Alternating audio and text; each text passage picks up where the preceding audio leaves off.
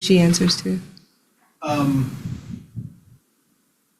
don't, I'll look at the, Okay. statutes. Good to go? All right, thank you. It's 1:26 p.m. on November 10th, 2025. We call to order this hearing of the Board of Bonner County Commissioners and the Planning Department. As noticed today, we have file AM 0012-25 and AM 0013-25.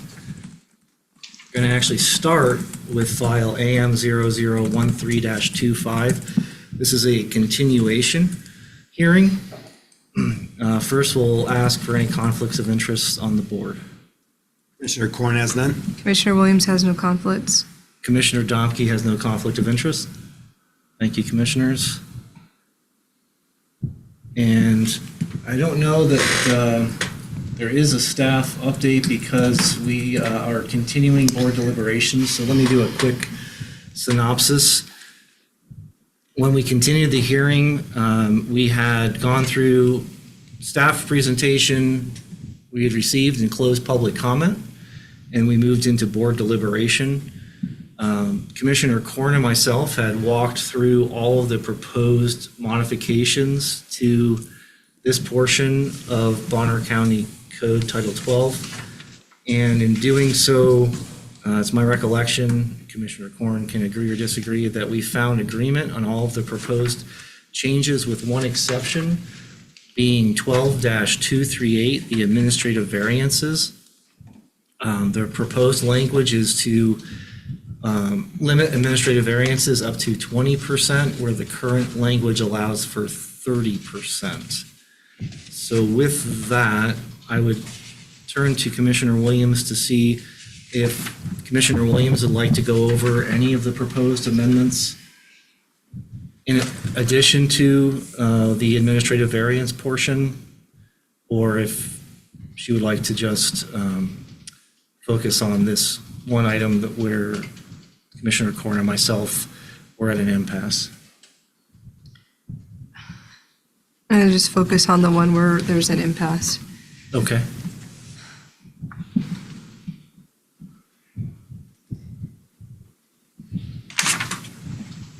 So Commissioner,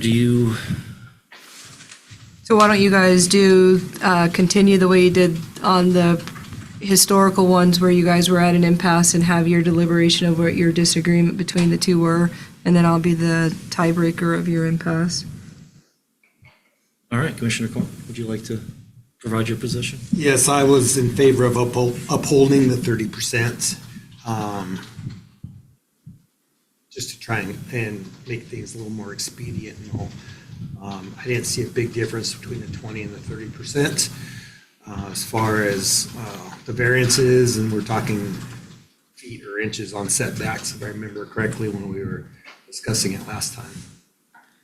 I agree, it's on the feet part, setbacks. And when I consider setbacks and consider things such as, I think I've given the example, I know of an instance where we had somebody in the county that owned an active farm.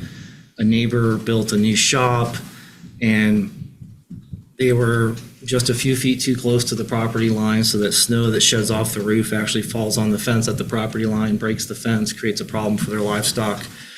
And so that's the kind of situation that I would like to try to avoid. And sometimes, that may not be an obvious situation, but I appreciate the intent of efficiency, but I also see the importance of, at the end of the day, if there's something that's questionable, I'd rather have somebody that's been elected make the decision, if possible, instead of just having it be administratively made. So I think a little bit of administrative variance is prudent, but I think I'm the one who originally suggested modifying the 30 down to 20 during our workshop.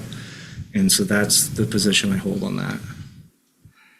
I asked the scenario that you used, was that due to 30% variance on the I setbacks? don't know. Yeah, it's a good question. I don't know the answer to that. I just know that literally a few feet can make a difference sometimes with whether or not that particular instance can be considered problematic or if it would not cause a problem. So I do not know the full history of that building location permit and how that came to be, but I just have a tangible example in my mind of something I've seen where a few feet can make a difference, and so that's why it stood out to me.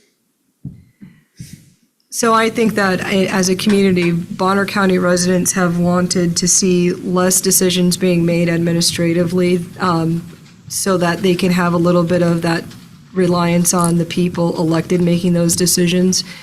I know that that has been a cause of concern for some people. And I think that we don't have to make things go, like I think your comment of making it go kind of faster isn't the goal. It's to ensure some conformity to what we're wanting as a whole. So it's not the speed by which I think that matters, but I think that the administrative process itself, as I know something that people have expressed concern with. And so what I'm hearing is that one of you wants to decrease the amount that the administrative decision can be made by, and one is to increase, or to stay the same. Stay the same. To stay the same of what what is currently. And I think that there have been examples where people have asked for a little bit greater of a review of who gets what and how we make those decisions. And I think one of the things that I think we have improved on is how the board makes decisions and the rationale by which those decisions are made exists at the board level, but not necessarily at the administrative level. And that might be an argument for why saying if you want to go to 30, that's a board request and that you give them kind of the space at a smaller level. That might be a way of reviewing that aspect. Because I don't know how often it does happen to begin with. So I don't know I don't know that the reducing it creates a problem, but I think that it does benefit in terms of the communication with the community in terms of what they can expect from the Board of Commissioners, because they're not wanting to see the board give away so much especially when it comes to planning, to administrative decisions. And so maybe it's the right decision to make to say, if you want to go up to that percentage, that you need board approval, because then it is a closer eye of review of it. I don't know that it's going to cause a problem by reducing it. Well, I would like to ask how long this has been in effect, and I don't know if we have a great answer, that even currently we're at 30%.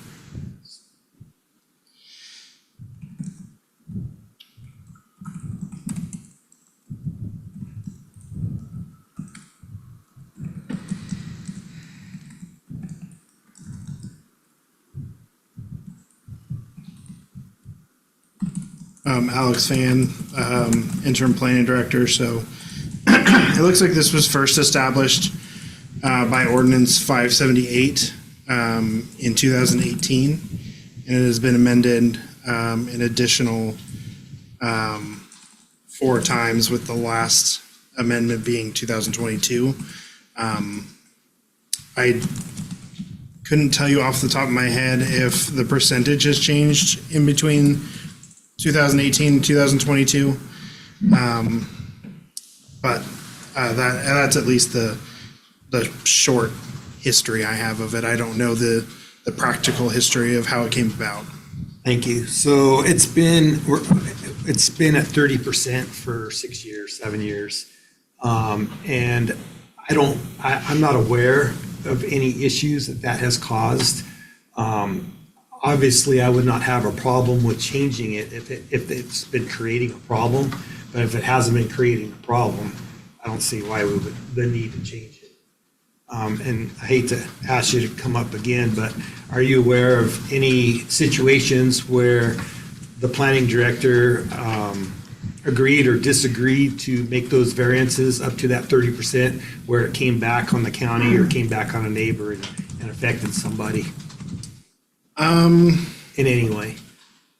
Could you restate the question? I'm not sure I understand. Sure. So I'm just trying to see, since this has been in place, which is about 2018, so 6 years, 7 years, the planning department has been running at that they have discretionary say over up to a 30% variance. So when the past planning director, there's been a couple since 2018, I believe, are you aware of any situations that there were issues created by that planning director making those variances at that 30% level?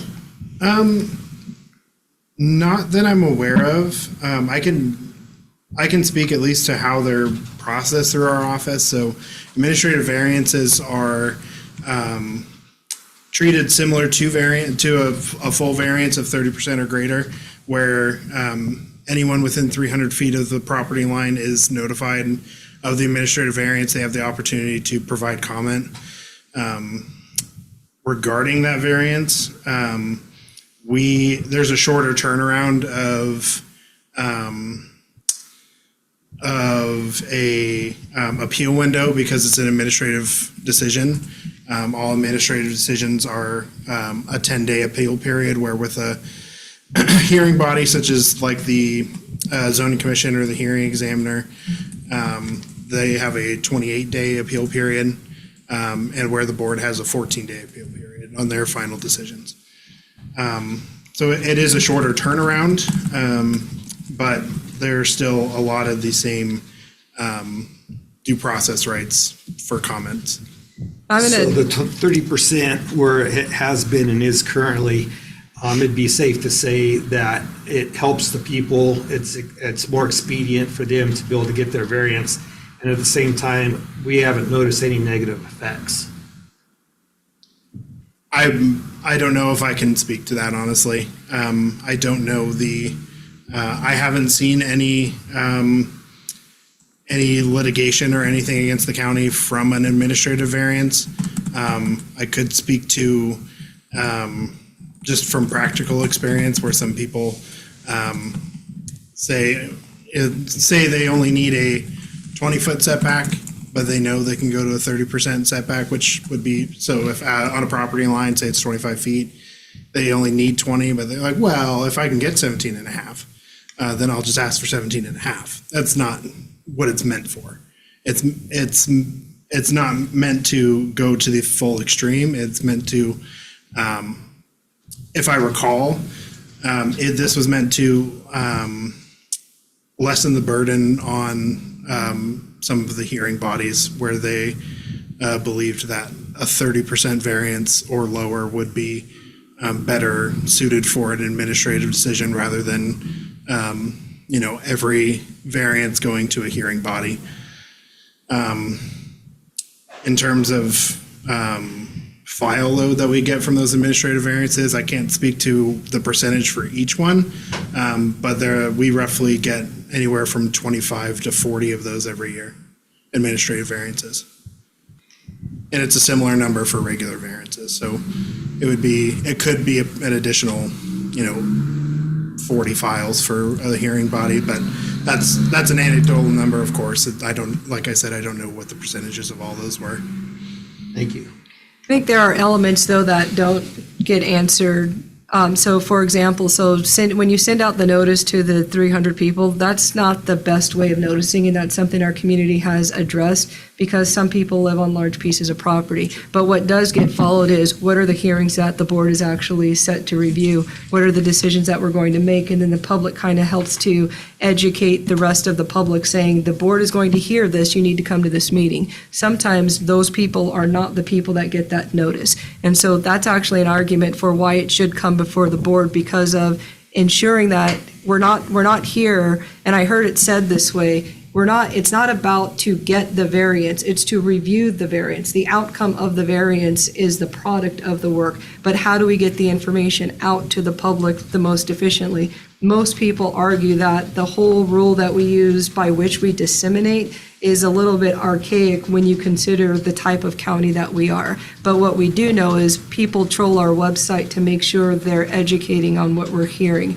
And so to look at it, what is the negative of not doing it? I think I'm confident saying one of the negatives of the board not hearing it is that the board didn't hear it, and therefore the public doesn't have that same level of notice because the public isn't noticed when it's an administrative decision. And sometimes members of the public, even on the ones we do hear, say, I would have come for that. But for certain, for some of the ones that are administratively done, we have to look at it as we are removing the public's ability to give input on something when we do that. And so is that negative? I think that there is an element that a member of the public could say that that is inherently negative, so we should limit the scope by which the board exercises administrative decisions because the public is electing officials to make some of those decisions. But then from a board perspective, there is a balance of what's reasonable for us to pass off to the director of planning. And I think that's an argument for the direction of pulling back a little bit of that ability so that there's a broader picture for the people to participate with. Because I don't enter into a variance hearing saying, how do I give it to someone? It's how do I review it? And that's really I can't just look at the negative of whether or not someone gets it or not. The public wants to participate in hearings. So. And I can speak to at least the notification portion of it that you brought up, Commissioner. This proposed amendment would align it with the rest of the noticing procedures that have been amended in this file, which creates the larger buffer area by zoning district. So if it was a rural, I don't recall the numbers off the top of my head, but say it's a 100-acre piece in a rural district, the mailing notice becomes 1,400 feet rather than 300 feet, at least that as proposed. Right. But there's still, no matter how we change it, the idea is still the same, that when we put it as a hearing that we're going to listen to a variance, people having it, that's to me, a better form of communicating those versus we're not noticing, I've received these requests for administrative variance, do you have input? We're essentially removing the community input from the administrative process. And that's where, if you're going to weigh the negative of something, that is a negative of the administrative process, is it removes the public input on a decision being made. And I'll offer from my perspective, the other piece that we didn't touch on this time is, and potentially more impactful from my perspective than the setbacks, would actually be the lot or parcel size. 30% is a significant amount when you think about acreage on a lot and being able to be undersized. And so that's again where, from my perspective, I think I've heard enough community voice saying that they want to see more of that being decided either by the electeds or at least by a group, a body of multiple people, instead of having a single individual make that decision. And that's the piece that I want to respect as well. So that's kind of my final thought on it. So I'll lean towards the 20. Okay.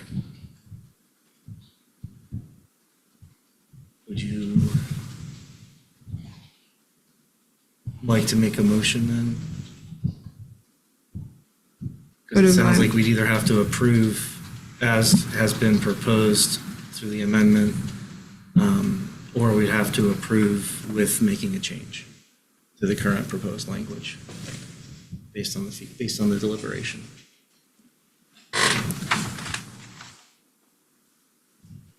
I don't have that in my packet here, as that's what you were doing on this one.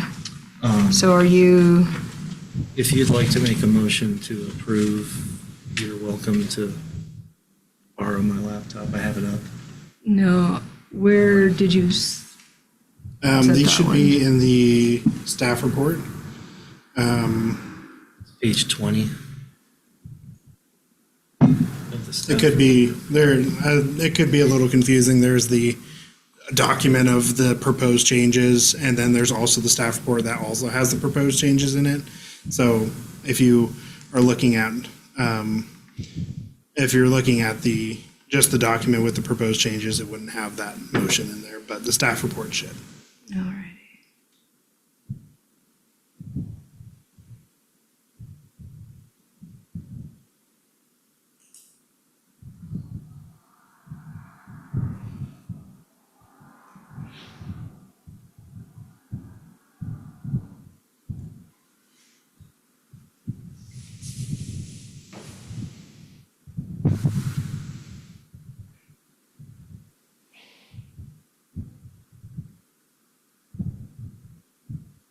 So you're at the mercy if I didn't bring a mouse too.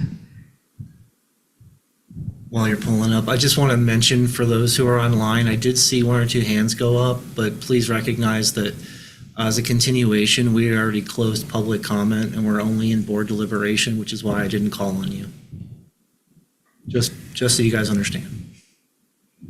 It's not personal, it's procedural.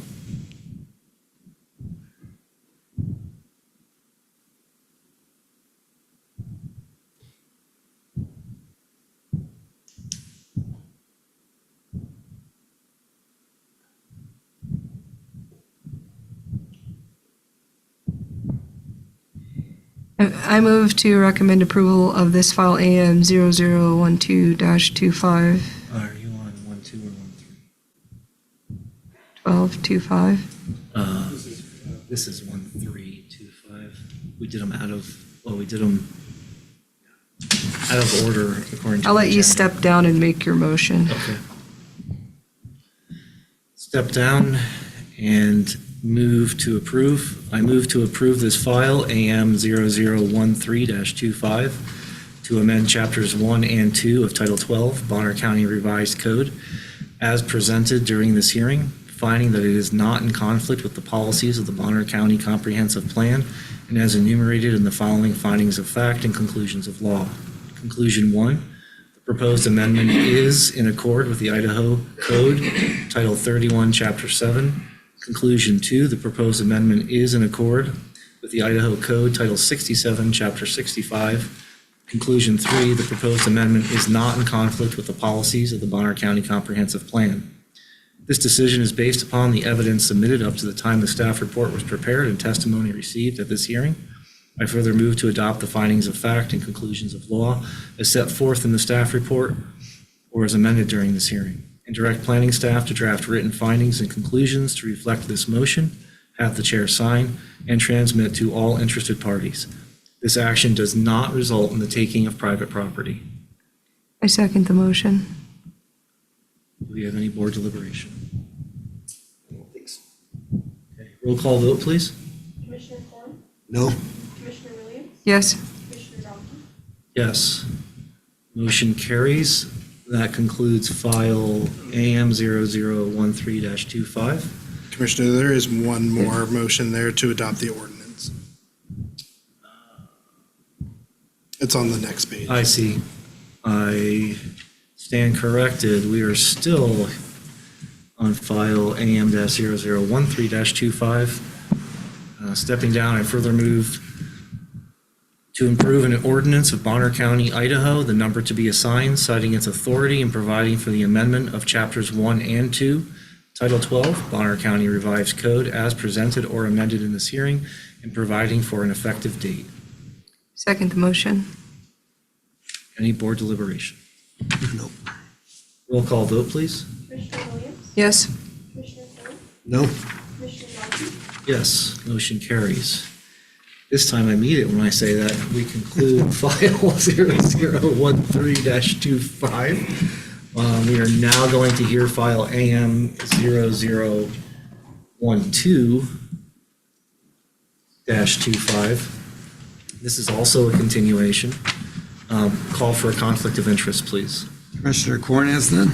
Commissioner Williams has none. Commissioner Domke has no conflict of interest. Was legal needed at this hearing? I don't believe so. I think we can release legal as soon as we open up the context of the hearing. So this was also a continuation, and we did at the initial hearing, hear the staff report. We went through public comment. We closed public comment. Sorry, public, please be aware, we did close public comment. We moved into board deliberation. As we began board deliberation, Commissioner Cord and I discussed at a high level our thoughts about what was being proposed with regard to the proposed idea of replacing MLDs with short and long subdivisions. And we had different perspectives on that based on the proposed language. And we did not get into a section by section review because of that.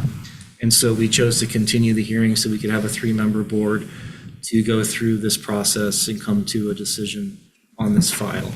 So I think we're really at the beginning of board deliberation on the proposed language, the proposed amendments.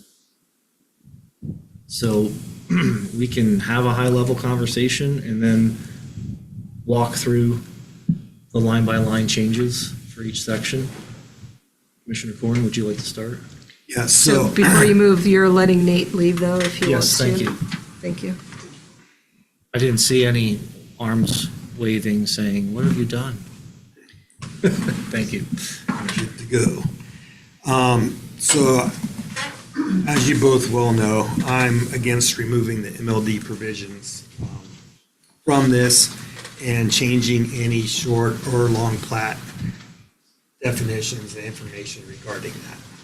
So that being said, I think it might be more efficient if the two of you will go through those sections, because I'm going to be against them, just to be upfront with you. So, Okay. May I ask, do you have an alternative approach that you'd like to offer? I don't, other than the fact, I guess I was absent on the meeting back in the springtime when it was decided that they were going to just eliminate MLDs instead of rewrite it. Because when we voted back in February or March, whatever it was, to put a moratorium on the MLDs, I was under the assumption that they were going to rewrite it to try and make it more safe for the fire hazards and everything that was creating the emergency at the time. I was not aware that it was just going to be stricken from our code. And I don't wish to have it stricken from the code. Therefore, I'm going to vote no on those changes. Okay, so When you- I'm sorry, go ahead. When you say you don't want it stricken from the code, what do you want to see it written as then? Well, whatever concerns the board had to put a moratorium on the MLDs. The board said that there was dangers and emergencies because created from the MLDs, and there was a moratorium put on the MLDs while the planning department could go back and review that and make some changes so there wouldn't be those hazards, whatever that was. But when you It- read it was this and never- use, Why put a moratorium on MLDs if we're just going to strike it from the code?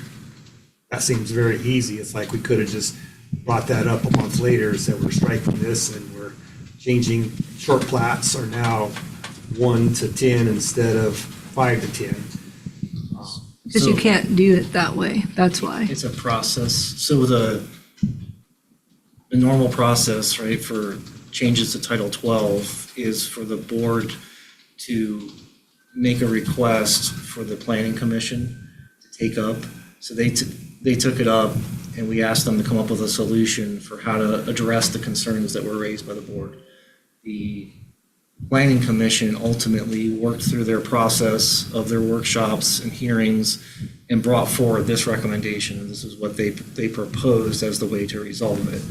My understanding from looking at what they presented was, it was their opinion as a commission that to try and make, I'll call it small or individual changes to the MLD part of the code was not going to be effective at addressing the underlying concerns as compared to just treating it as a short subdivision process that they've outlined. They thought that that was going to be the more thorough and appropriate way to address the concerns that were raised as compared to trying to do something that was somewhere between the current MLD process and the short subdivision process. So that was what I heard and understood when they presented their proposed language changes. So this is their recommendation of the way to address that issue.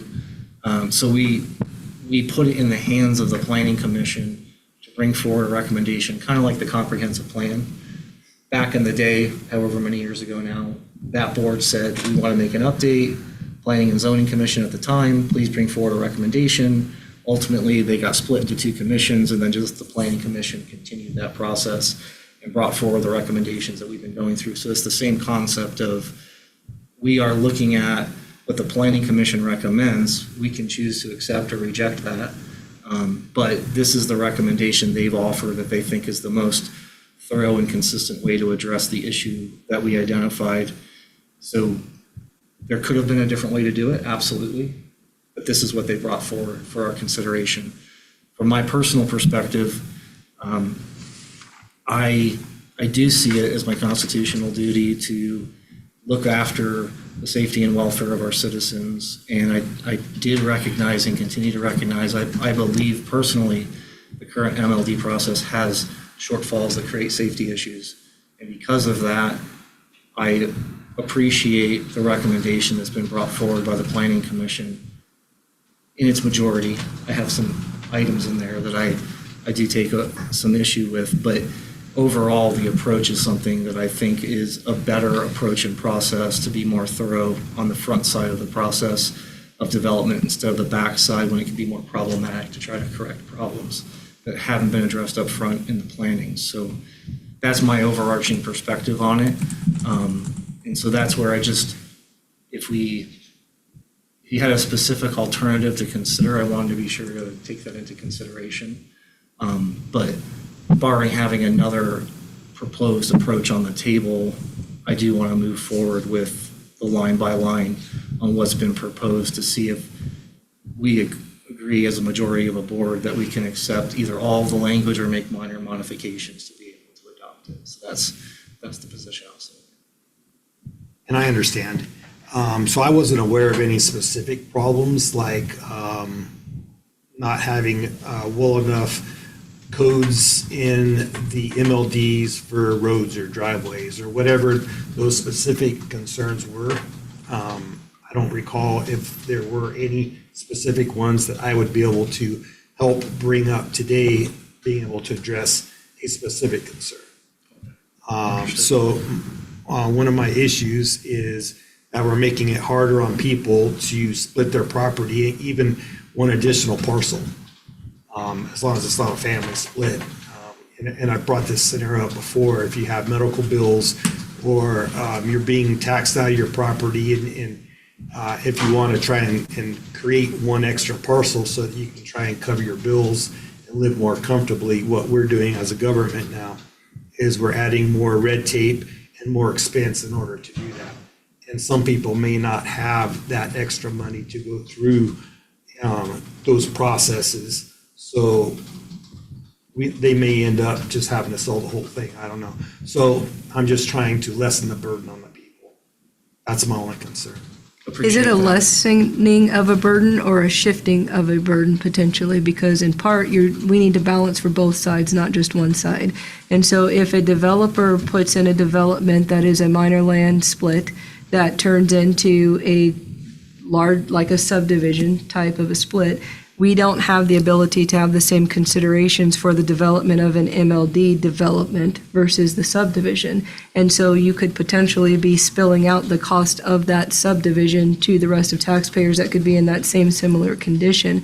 And so instead of using an appeal to emotion for a situation that is really outside the bell curve, we're being charged with creating a system that has a greater positive impact on both sides of development within the county versus somebody has a hardship, because hardship issues outside of a bell curve, you're always going to have that. What we're trying to create is a system that allows us to utilize both arms that we have to. So we have minor land divisions, and we have addressed the individual family split aspect.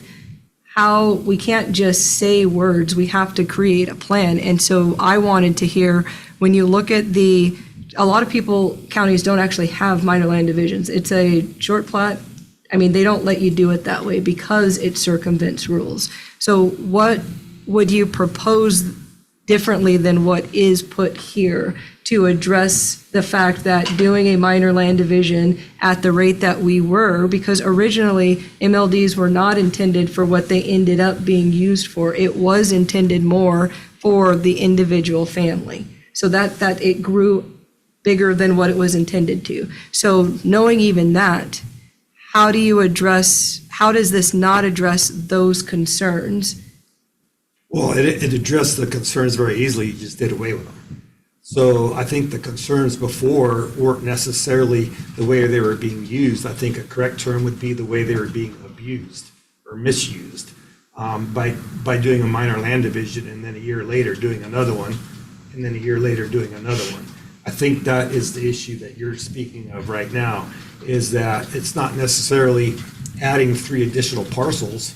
It's that over a period of 4, 5, 6 years, you could add an additional 18 parcels. Is that what you're talking about? Well, that's one example, and I would argue that it's not that it's going away, it's actually being absorbed in the correct terminology. So to not see the word minor land division doesn't mean that the substance of it is gone. It's just coming with the teeth of the LUPA management of what it impacts to those around you. And so we see that often where one person wants to say, I would like to put this impact on my single family property. So it's 5 acres. And then the community says, wait a second, you're going to over impact the infrastructure of the area to benefit one person. That's not fair because that cost spills over. So this is trying to address the health and safety aspect that spills over into all of us to absorb. So when you look at what was presented to address the issue of minor land divisions, how is it not addressing the concerns while also maintaining the aspect of not the outside the bell curve, but the majority of what minor land divisions was intended to support? So to answer that, I think what I'm seeing is that we're taking away the person's property rights. We're taking away a portion of that so that we can give it to the other property owners, give them more rights, because we don't want this person to split off a piece of their land, which I would like to say that they can't split off a piece of their land or a parcel unless it's zoned that way. So if you have 20 acres in an R5 zone, you're not doing anything wrong by splitting 5 acres off of that 20 and creating a 15 and a 5. It's zoned for that.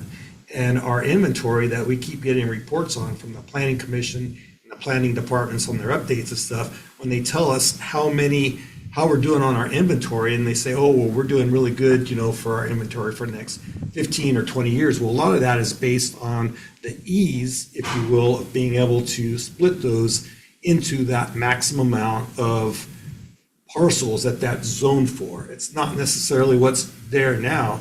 If you're in a rural 5, but the majority are 20 acre parcels, what they're doing is they're taking what it can be. It can be broke down into minimum 5 acre lots. And that's our inventory for Bonner County. And that's what's being taken into effect. Now, what we're doing by doing away with the MLDs is we're making it harder on the people to do that. And it may not be affordable for someone to go through the short subdivision, and therefore they don't. Therefore, it's decreasing our availability of our lots. So Minor land divisions are not a property right, though. And so when you say. I beg to differ with you on that. No, so I don't have the right to, because if you did, then we wouldn't have to review anything. We would just say, you bought property, you can divide it. But there's checks and balances in place that say, you know what? I might have 20 acres, for example. I don't have the right to divide it because I have to meet certain conditions to do that. So in my case, I live in an area where you actually can't subdivide your 20 acres. It doesn't matter that around me you're going to see 5 acres. I have a restriction of keeping my lot at 20 acres for which I agree to. And so I've seen this on Facebook where there's a group saying that this is a right. It isn't a right. This was actually created by the Board of Commissioners to try to address something. And so it's not giving or taking away. It's trying to create a system for development in the county. This was created by the county and with an intention that has grown out of what its intention was. We're supposed to, you can be in an area that allows you to break your property down, but conditions must be met. And it comes before the board and the board says, you know what, it doesn't meet those conditions. That is not the board taking away somebody's property right. And I think that that's important to state because there's an implication that because we want to address minor land divisions or appropriate growth in the county, that someone's taking away your right, but that's not the case. And I think we can have a difference of opinion on an issue, but it's not a board member saying, I want to take away that person's property right. So you Because- may have turned that around on me. What I'm saying is that if I have 20 acres and that 20 acres is zoned R5, I have the right to divide that into 5-acre parcels. MLDs are not giving you the rights. They're not guaranteeing you the rights. They're making it easier for you to accomplish those rights. And now we're adding more bureaucratic red tape and more cost in order to do that. Instead of through an MLD, now you're going to make the person go through a short subdivision. Is that correct? So think of it this way. So for the person that lives next to the person that wants to do the divide, how are you not negatively impacting that by not considering the things that need to be considered before the divide that could impact the other person's property rights? And that's where we're at odds here, is because what you're looking at is the neighbor's property. And we go back to my conversation 10 minutes ago. We're taking away this person's rights and giving this person more rights over what this person can do with their property. This is not a democracy. This isn't Commissioner Donkey here telling me what I can and can't do on my property. I should be able to do whatever I want on my property as long as I'm not harming my neighbor. And that's a whole different story other than I don't like it. I don't want to see more people next to me, or I don't want to see them cut down those trees. That's not Commissioner Donkey's right. It's my right. It's my property. That's not how any of the property rights go. It's not just because I own it, I Well, you can do just said whatever. that. No, you're saying that because you own it, you should be, that the county should, basically, then we should have nothing to do with what anybody does on their land because they're the owner of the I did land. not say that. You can't do that. You said, you did. You said it's your property and you should be able to do whatever you want to on your property, but that is As not. long as you don't harm your neighbors. That's what I said. And so how do you know if it doesn't get reviewed? Because the minor land divisions allowed for essentially a loophole for it to be reviewed, so you didn't get the review to the impact of a division on your neighbor. And so in part, that's part of what the community brought forward is the minor land division process doesn't review it, so you don't know it. And so what you favor then is the not reviewing is to the benefit of the one person that gets through a process faster. That's what your focus would be. So if you equally agree that you cannot make a change that negatively impacts your neighbor, how do you support a process that doesn't So- address you knowing that answer? You're using different words than I am, is the problem, I think. You're saying negatively impacts, I'm saying harming. Okay, So there's a say difference harming. between, a negative impact is the fact that I just don't want another neighbor. That's a negative impact to me. I don't want to see Commissioner Donkey put in a RV spot with 2 RVs there. I don't want that. That is a negative impact on me, but it's not harming me. Okay, change the word Can to I jump harm. in? May I offer You're another the chair. perspective? Well, you guys, I don't want to interrupt so what I'm hearing is I believe that there's some unity in the conversation and there's some differences, but the part that I'm hearing, if I'm hearing it correctly from both of your perspectives that I agree with is I don't have the right to harm my neighbor. You said it, you've heard me say it in the past, I should be able to utilize my property in the way I wish as the landowner, under my private property rights. I don't have the right to take away somebody else's property rights and cause them harm. So the way I see the LUPA process, the process when it comes to rules associated with subdivisions of land, is that the intent should be that the rules that the government utilizes are to prevent harm from being caused, not to give one person an advantage over another, not to show favoritism, but to prevent harm. And so that's the way I look at this is this proposal intended to prevent harm? So is there a thoughtful process that says if I can check these boxes, then I get to move forward with my rights to develop the land the way I see fit, because I've shown through this process I'm not going to cause harm. I'm not going to create a stormwater flooding contamination risk to my neighbor. I'm not going to create an access risk through this parcel to my neighbors, no, to the next parcel if they need emergency access. That, in my mind, is what the purpose is of doing this. If there are constraints that go beyond that intent, then I don't think we should have them. I think that is government overreach, being too heavy-handed. But I do think we have the duty to have this list of rules in place that says I'm showing compliance with this so that I can move forward with my intent to use my property without causing harm. So that's the intent, the way I see it. And I know I'm saying it a little bit differently than both of you, but I'm trying to marry the two conversations, but also offer my perspective.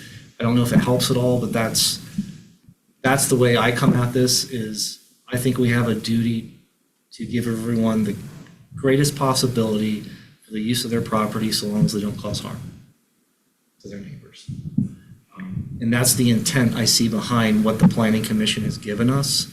And that's what I'd like to confirm through a review process of the items that they're suggesting that we adopt.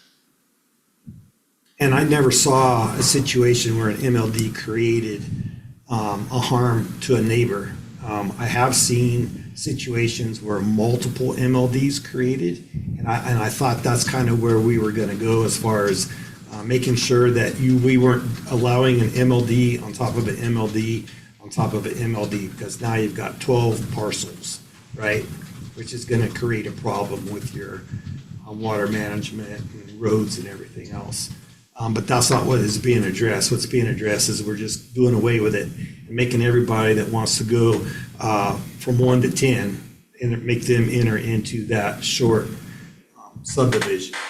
And personally, from the people that I've talked to, they just feel that it's unfair for somebody that wants to make one additional parcel to jump through those hoops and go through those expenses as someone that would want to make 9.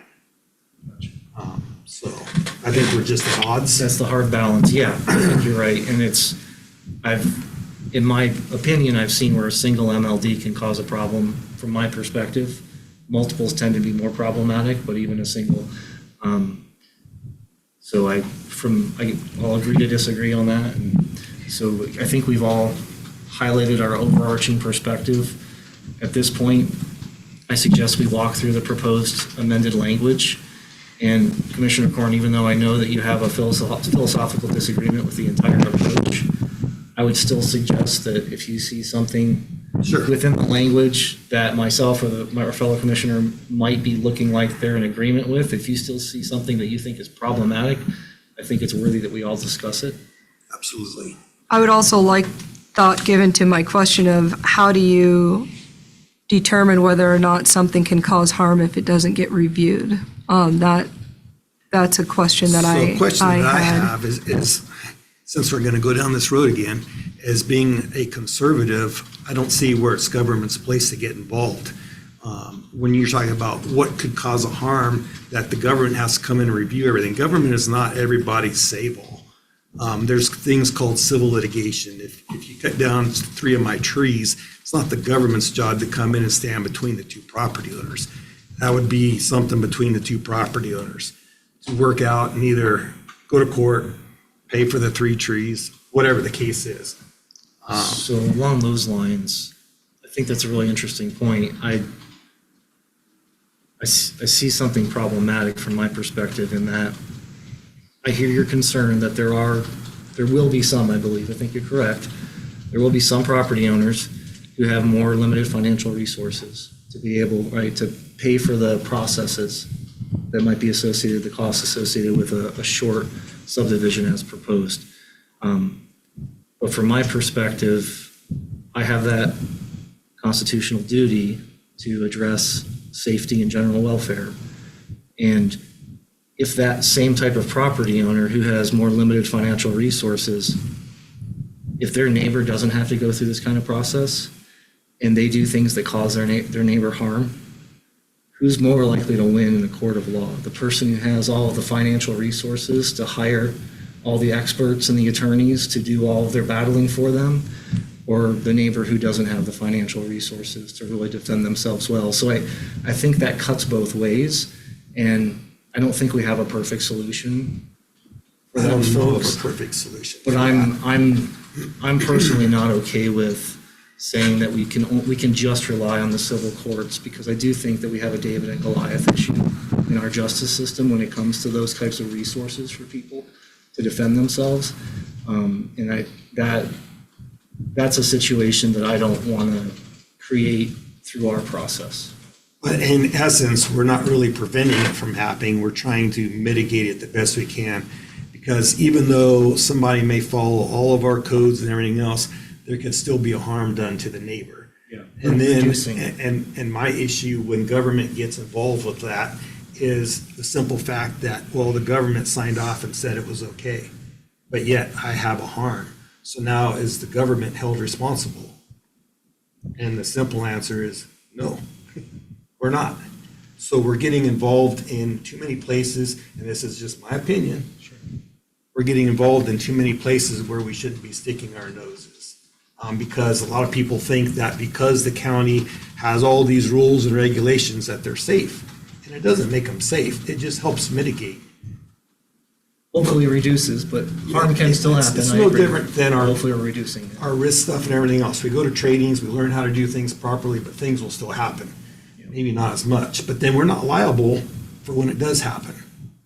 And that's a concern that I have. If we follow yeah, it's a question of, So I want It's to jump circumstantial. back into my question, though, because I heard your answer of just kind of you don't feel that that's government spot. And the problem is that is actually a big part of the job of the commissioners, is to mitigate risk and exposure. And there is recourse for the decisions that we make. People can challenge the decisions that the board makes.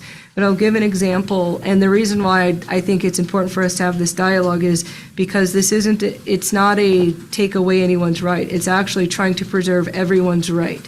And so when you look at the concerns that come forward with the recorder's office, where people say, somebody can just put an easement across my property, and by statute, the way in which they get recourse is actually through civil litigation. And then Clark Fork is actually a fantastic example of this, because the group of people up there feel as if because of the way the statute's written, that we are forcing litigation on a population that cannot afford to litigate an issue when something happens. That's what they identify as, that's not us taking our responsibility at the county level properly. And so when you look at the way I understand your answers, you're saying government shouldn't get involved with it, but mitigating the risk and exposure is a large part of what the Board of Commissioners is charged with doing, especially with respect to planning and zoning. And so it's not just to the person trying, it's also to the person impacted or affected by it. And so to just say,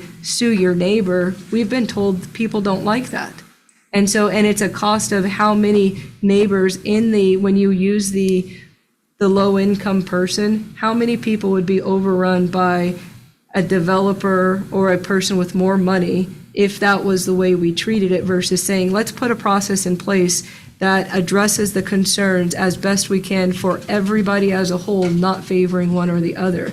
And I think it's important that if you're looking at this, that you identify what could we tweak to address your concern. It won't come out that you say government can just not be involved in planning, because then why do we have commissioners? You're going to be involved in planning. So how do we make it equitable between property owners? Because that's what we're being asked to do. There are rights of everyone involved here. So the answer of just government not being involved doesn't work. And Clark Fork, I use that one a lot because they don't like the easement documentation that we do. Because you'll find people say, there's an easement across my property. No one notified me. I didn't get it approved. Why does the county do that? And our answer to them is to take that person to court. There are people that can't afford to clear their property because of that process. this can end up with impacts that make it so that something occurs and someone can't sell their property because of a harm. If you say that you can't harm, you have to have a process by which we're identifying that. And that's, I think that there's some tweaks within the language, but for the most part, to push it to the system that allows us to utilize the subdivision rules and short plat minimizes and reduces the best you can for the available. And that's why I'm pushing for what is your thought and idea? It's not going to be one where we say, well, the government should just do nothing, because then we would just say, there's no planning and zoning department, period, and everybody build what you want and then sue each other. I think this county tried that once and they went back to planning and zoning to address it. And so I think that it's not a reasonable answer to just say government shouldn't be involved in it. Anyhow, I just wanted, How about if we start walking through? I'll just the clarify amended- real Okay. quick that I did not say that. I said I would like to keep the MLDs in our code, which does not mean take government out 100%, right? Because government is involved, because we have an MLD section in our code, and it does require them some minor things that they have to do, not absolutely nothing. And I do agree with you as a commissioner, well, part of our job is mitigating risk and exposure to the county government, not necessarily to the people. The people don't want to be ruled. The people want their freedom. And it's not government's job to sit there and mitigate citizens' risk and exposure. So that's Right. that's We have my a 2 variety cents. of opinions. With that, I'm going to recommend we start walking through the amended language that's been suggested to see if we can come to a decision at the end. Is that agreeable? Yes, sir. Thank you. Commissioners, would you like me to share Please. this document on Zoom? That would be helpful. We could walk through it together. Thank you.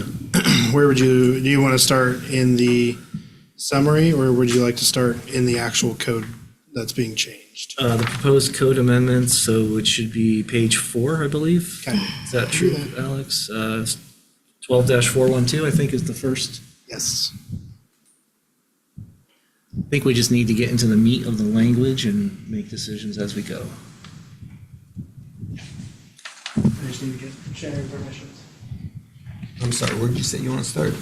Page 4 has the first, the table there for 12-412 is the first amended language that's being proposed. I disagree. This is my surprise face.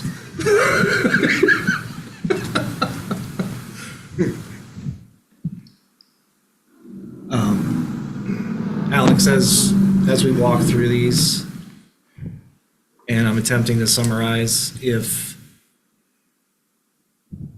there's additional clarity that you think would be helpful for the board, or if you believe I misstate something, please jump in. Sure. So 12-412, the table for density and dimensional standards, it's my understanding that the proposal is to strike note 19 from the table, since the requirement for sanitary restriction lift is going to be addressed in another portion of the code for this proposed amendment. Does the commissioner take any exception to the proposed amendment in 12-412? I don't. would it be easier if you use your red line version up there? I can. Yeah, that is kind of hard to see the Sure. proposed amendments in the dark mode, is that what they call it? Dark Moon Rising? Yeah, Let me that's see if I definitely not can what I call fix it. that for you guys real quick.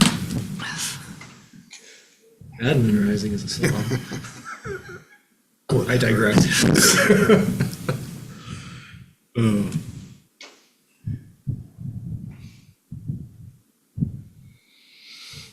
We had that in the background. That might help if we just played little excerpts of different, right? Just 5 seconds or so.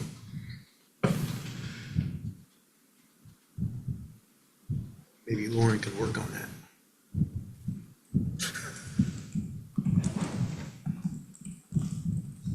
Create a commission Commissioner Toon's account. Yeah, that's way easier to read.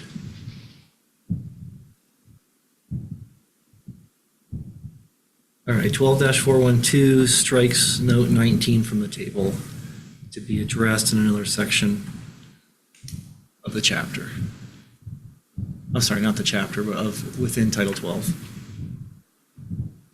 Hearing no exceptions, moving into Chapter 6, subdivisions. Let's see. Are we doing away with definitions? The definitions, for some reason, in chapter 6 are embedded in the subchapter rather than the definitions for Title 12 as a whole. Okay. So we just moved the definitions to chapter 8 in Okay. Title 12. So now they're all in one place. Nice. Efficient. Efficient. And then it might make more sense if we just move into the detailed language instead of this Yeah. And by me. index. So on top of page 6 is 12-600 purpose. So they've changed lot line adjustments to read adjustment procedures, land divisions and adjustment procedures. That was one of the language cleanups that they did throughout the document under A. And then C is unlawful for a person or group or persons acting in concert to attempt to avoid this article by acting in concert to divide, create, or transfer divided lands. And then it goes into more detail. And so again, this is based on the overarching approach, language cleanup, to try to consistently use divided lands, because now subdivision has a new meaning as compared to plat, which was the old language. Any exceptions to 12-600? 12-610, applicability and qualifications. I actually think there's a typo here in A. The provisions of this chapter shall apply to, instead of subdivisions, I think it should say long subdivisions and short subdivisions. If this gets adopted, then that would create consistency with the language throughout the document.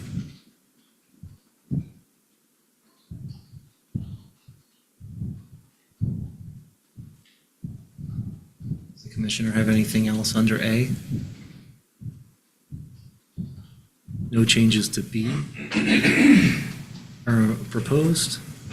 And then 12-611, which is the minor land division subsection, has been proposed as stricken in its entirety and therefore reserved. So I know Commissioner Corn has an exception to that removal. Thank you. Any other comments on that subsection?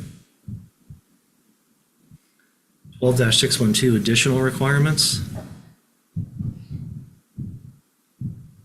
B1 is a reference change. Do we have any comments on that? 12-613, other land division and adjustment processes. This is a new title for this section. And this is the description of family division. A1, there has been the additional language added to try to better clarify the familial, if I can say it correctly, relationships that would qualify.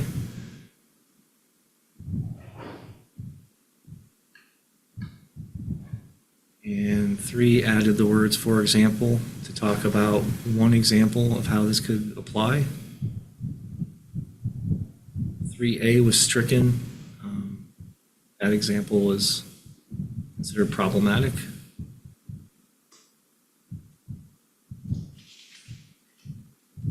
4 and 5 are some grammatical corrections. 5A as the PhD. Acknowledgement.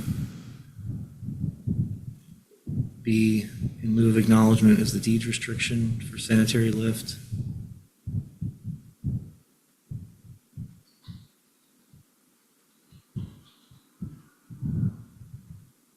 Gets into process under 6,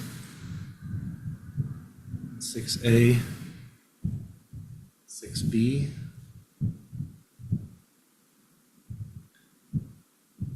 Six C, I have a concern with 6C.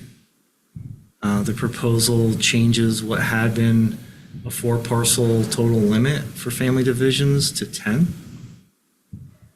And family divisions for me are already a uncomfortable compromise because on the one hand, I absolutely want to give families this ability, but I also know that it's been abused and it's hard to prevent certain abuse from happening.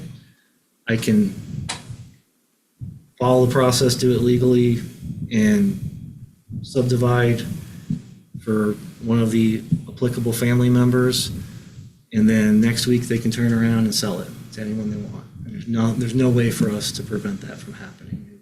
That could all be, baked into the process from the original intent.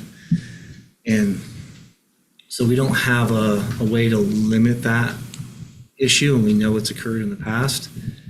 I don't want to stop families from having this opportunity, but 10 parcels to me, we can't, in my opinion, we can't account for every size family, every situation.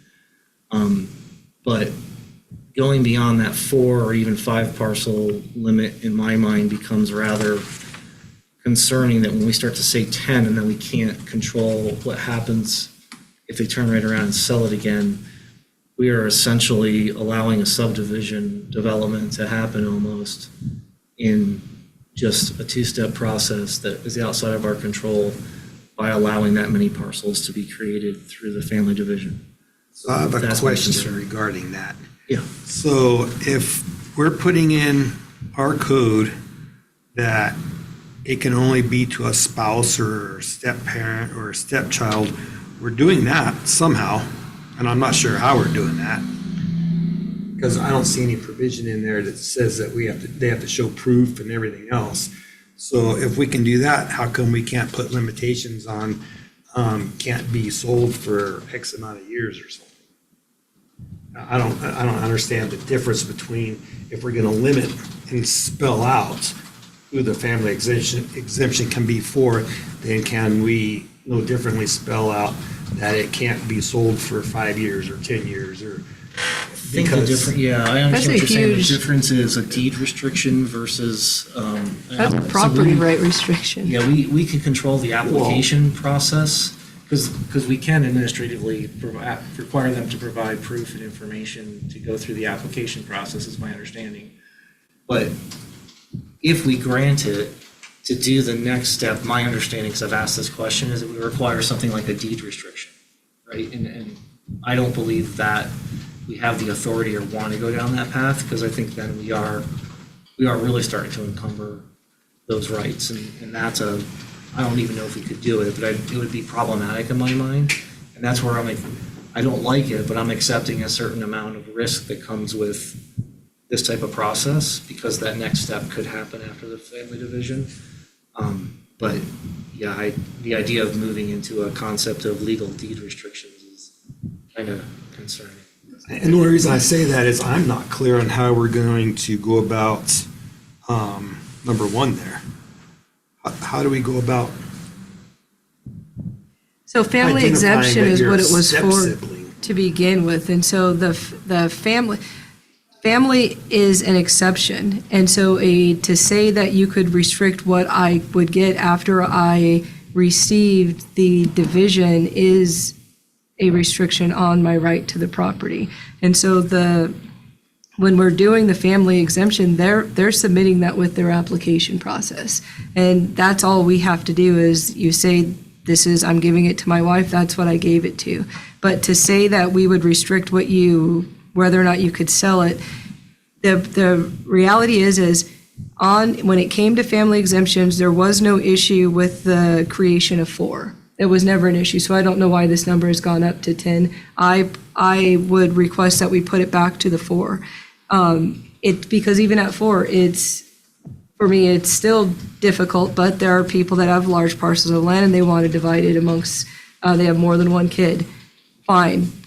Once you get into the 10, it's about not even just the resale, it's that you could be creating the problem that you're trying to avoid with the not having a platted division by dividing it up at that number.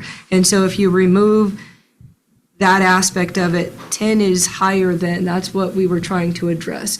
The 4 wasn't, and it was reasonable to make sure that the person that had a family didn't have to go through that subdivision process, that they could divide their property, which was what minor land divisions was intended to be. And so all of that is maintained, even with dropping 10 down to 4, which is what it currently is.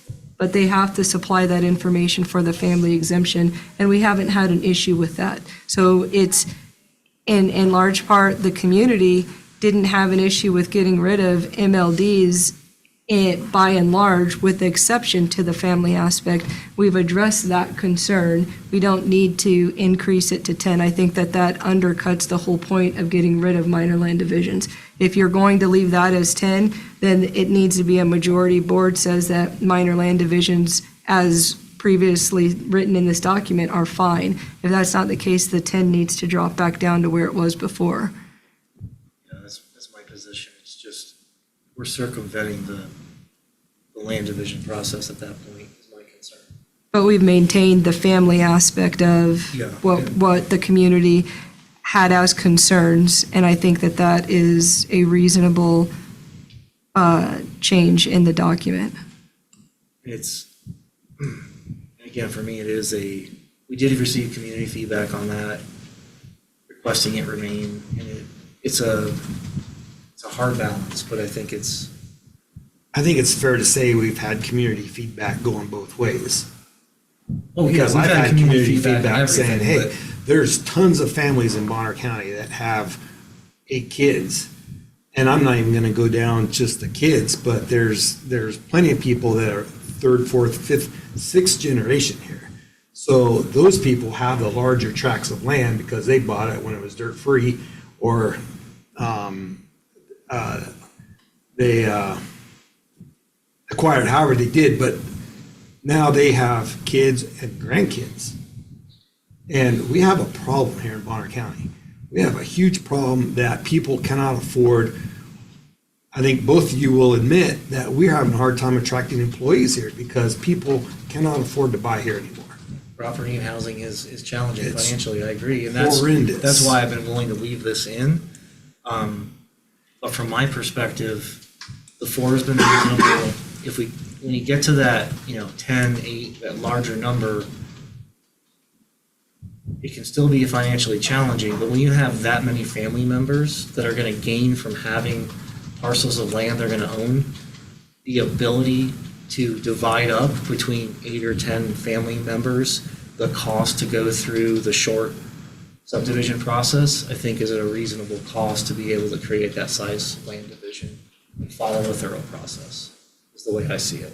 So it's one thing when you're dealing with one person financially, but when you have that many people that can share in the cost that are benefiting from it, I think it's reasonable to say we have a process to follow to do that. So I hear what you're saying. I'm That's gonna, why- yeah, I'm gonna respectfully disagree. Sure. But I'm gonna do it respectfully. I appreciate that. So the majority of the board says majority 4. requesting to keep it at 4.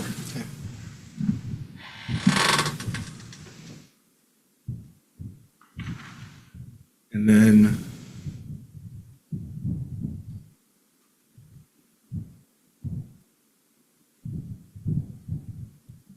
I'm sorry, Commissioner, I want to make sure for letter C. yes, This language here, I believe this was added in. So it was there was confusion, and Yeah, there let's is create currently there's clarity. confusion yeah, of whether it's you create 4 parcels total, including the one that, so say I'm right. splitting it and I can only make 3 more, or is it, there can be 4 additional created, and there can be a total of 5, which I can retain 1. I was in agreement with the language as proposed because I know that that's been open to interpretation. So I think that helps create clarity to avoid confusion. So that's the intention, that it would be creating an additional 3, Right, a total of 4. total of 4. Okay. Thank you. And then original 6A, AA and AB and 7 were stricken.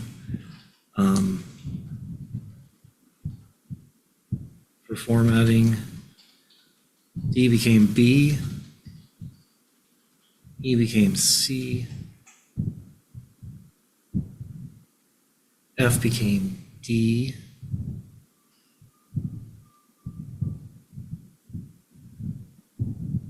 Yeah, so 6A and B, I believe, were moved to a separate portion of this.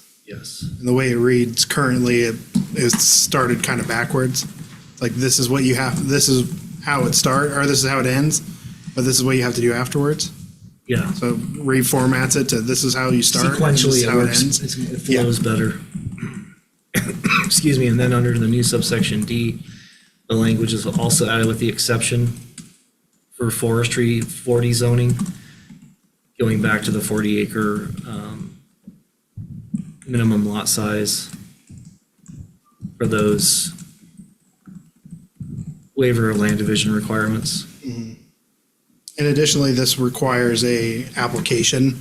There was no application before. It was landowner brought in legal descriptions and a map to show legal access and to show that it was split into 20 acres or larger, or in this case 40 if it's forest 40. And that was the review. This would then give a review and a chance, at least for the GIS department, to review the legal descriptions to make sure that they're being described correctly as they intend in the map. Gotcha, so we could catch a potential error up front and help address it before it becomes legally recorded. Correct. And then, what is it? G became subsection E, and 2 added an additional reference to 12-623. I'm just trying to point out all the red marked changes. I'm just going to keep going until somebody speaks up that they have something they want to address. I will ask, so in this, how are you addressing public comment? Are they commenting all the way at the end or Public by comment section? was closed at the initial hearing. We're in board deliberation. This is a redo. No new information in the file, so we're just continuing board deliberation.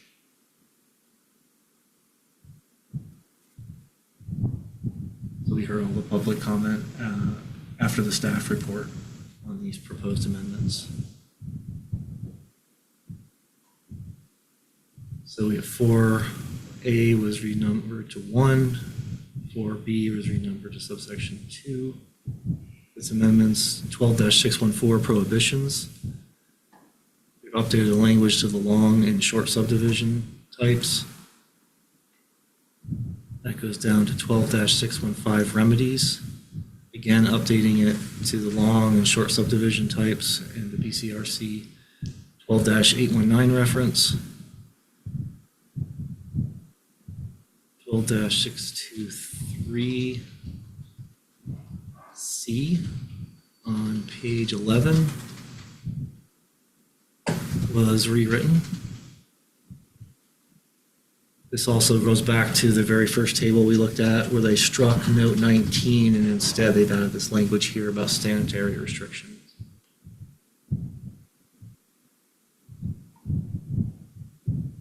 So they're just trying to do it one place instead of trying to show it in multiple places. So I know that property owners have had issues in the past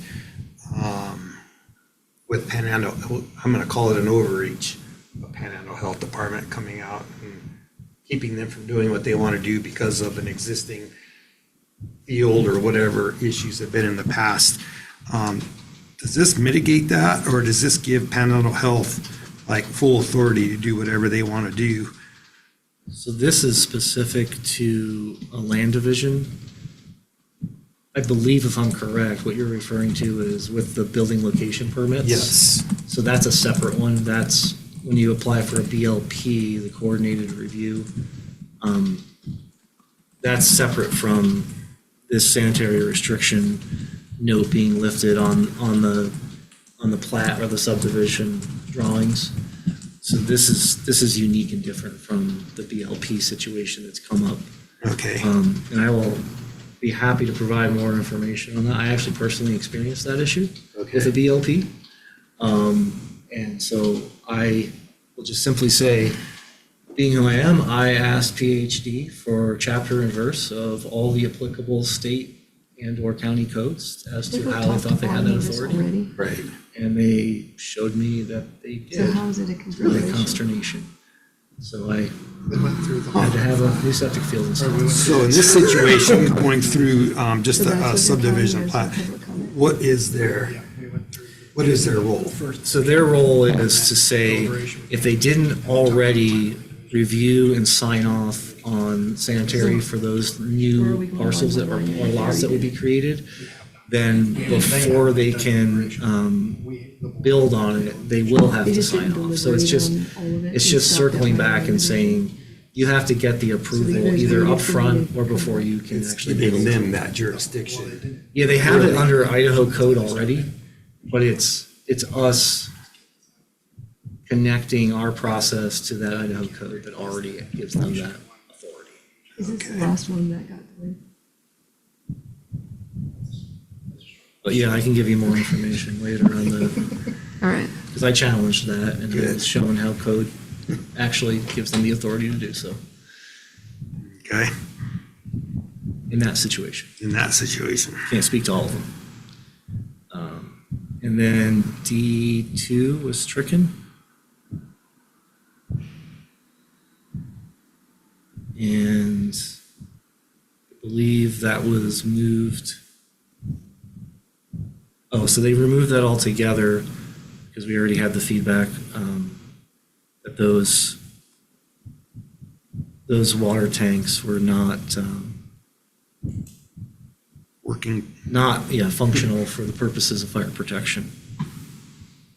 They renumbered 3, 4, and 5 to be 2, 3, and 4. 12-625 trails and parks. This was stricken, the majority of it. As we know, we don't really have a countywide system to connect to, so this language talked about something we couldn't actually function. So we've had to bypass that language on pretty much everything that's come through in the past, from my perspective. Subchapter 6.4, renamed to long subdivision. 12-640, change the references and the terminology to the long subdivision process. 12-641, long subdivisions. So this has been amended to address specifically long subdivisions. 12-642, so can I ask a question real quick? So are we doing away with preliminary plats? No. it's in a new, Okay. it's in a new section of what the required documents are in process. Okay. So 12-642, the contents of the application. So again, now the plat terminology here, because they're dealing with a subdivision, some of the terminology is changing. They're talking about the application. And we'll get into those details further on.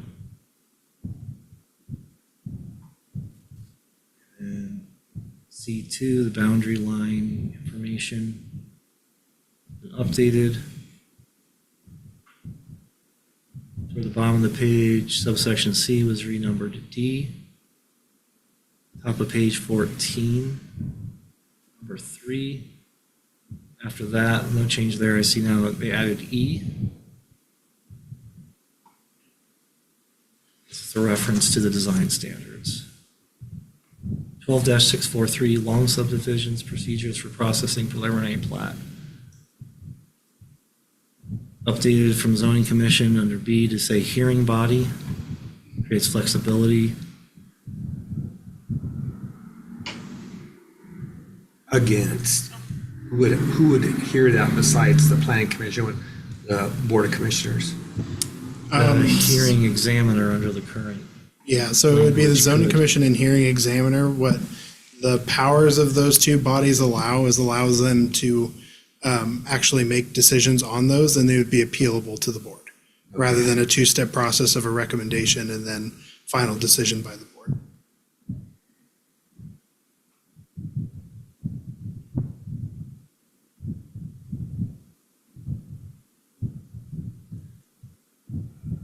So I think this is a more efficient process for applicants, and then they always have the ability to appeal to the board. See majority of subsection C, and then D, E, F, G were stricken. H was renumbered to D. So again, hearing body versus board. Can't a denial occur? A denial? Can a denial occur? Yes. Yep, So- that's That listed was up in under, B4. It allows for a denial of the application for a preliminary plat. I see it now. I saw approve. I was like, where's Yeah. deny? it's a lot of red marks. Your, Yeah. I don't, yeah, it's fine. So, page 15. Can I actually ask, Yep. on number 3, what is the point of saying continue the public hearing on the preliminary plat when eventually you have to have a decision? So why do you need the 3? 3 allows for the hearing body to ask for changes for subdivision design or additional information and allow continuance for further deliberation on a file. It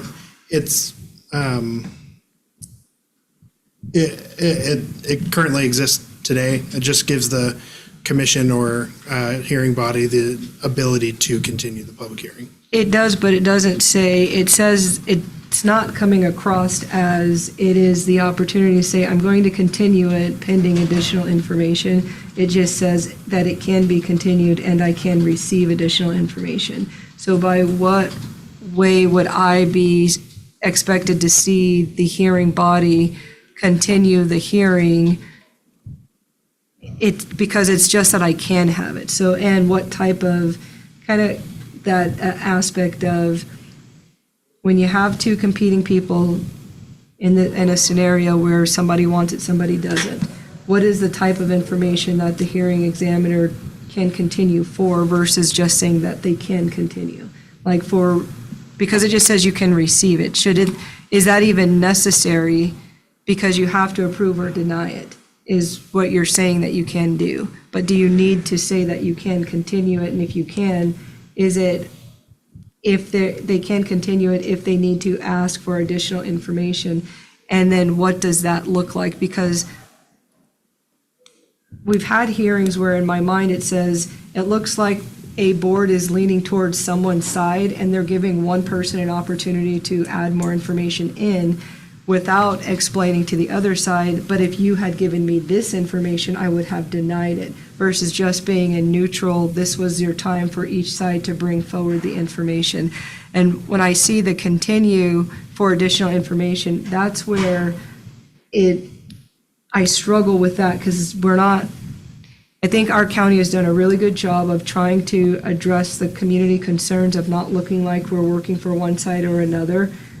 But how do you do that if you continue someone's hearing for information? What does that type of information look like versus you just didn't present this to me, and had you done this, I may have gone in your favor? I struggle with the continuation unless it's specific to why I would be giving you additional opportunity to sway the panel one way or another. Because otherwise, it's like a court case. You win or fail, you're supposed to come to the hearing. So Commissioner Williams, the way I could see it, and I understand the language is kind of broad right now, the way I could see it playing out would be, it might be preferable to, instead of having a whole bunch of conditions of approval language, to look at the applicant and say, go back and redesign this portion of it and bring it so that we can approve it as drawn versus having to try to create all these conditions that sometimes can be challenging to put into words instead of just showing it on the plat and saying, here's how we're going to actually plan to build it. I think that might be a more thorough and clear decision versus, I know sometimes conditions of approval can be really extensive. And I think that can be a little bit challenging because then we're asking administratively for all of the staff and planning and engineering later on to confirm that all got followed through with.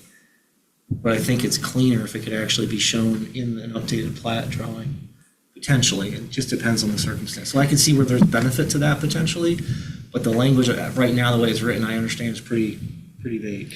Well, if I'm on the other side of it, I could argue a point that said, because you have that ability to continue this hearing, I have in my hearing learned of something more that I could have swayed you with, so I could request a continuance, and then what would the governing body do to say, well, no, we're not going to give you the continuance because we don't have any structure around what that actually means. So Yeah. could one of the parties say, I want to use option number 3, I'll go out and, well, we had this happen where someone said they brought more information, we said, well, your hearing's closed.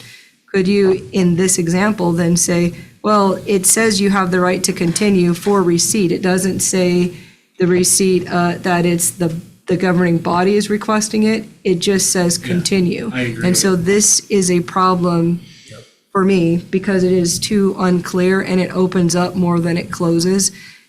And I don't want it to look like the body is given, because in the example that Commissioner Domke has given, it's really not adding additional information because you could really just say, I've approved it and I want you to resubmit the drawing that is inclusive of what your conditions are. That's not needing to happen in order to make the decision.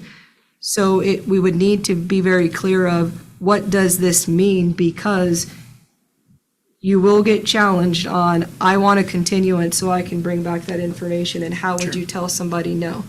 I don't see how you So could. I see what you're saying. If at the end of where it says additional information, semicolon, or, to go into number 4, it was additional information as requested by the hearing body, then I think it would lock it in to say, we're not opening it up to the applicant, we're not opening it up to the opposition, we're just saying, as requested by the hearing Option body. for the hearing body. Yeah, only the Yeah, hearing body. yep, only Because I for the agree, hearing otherwise body. it's too broad.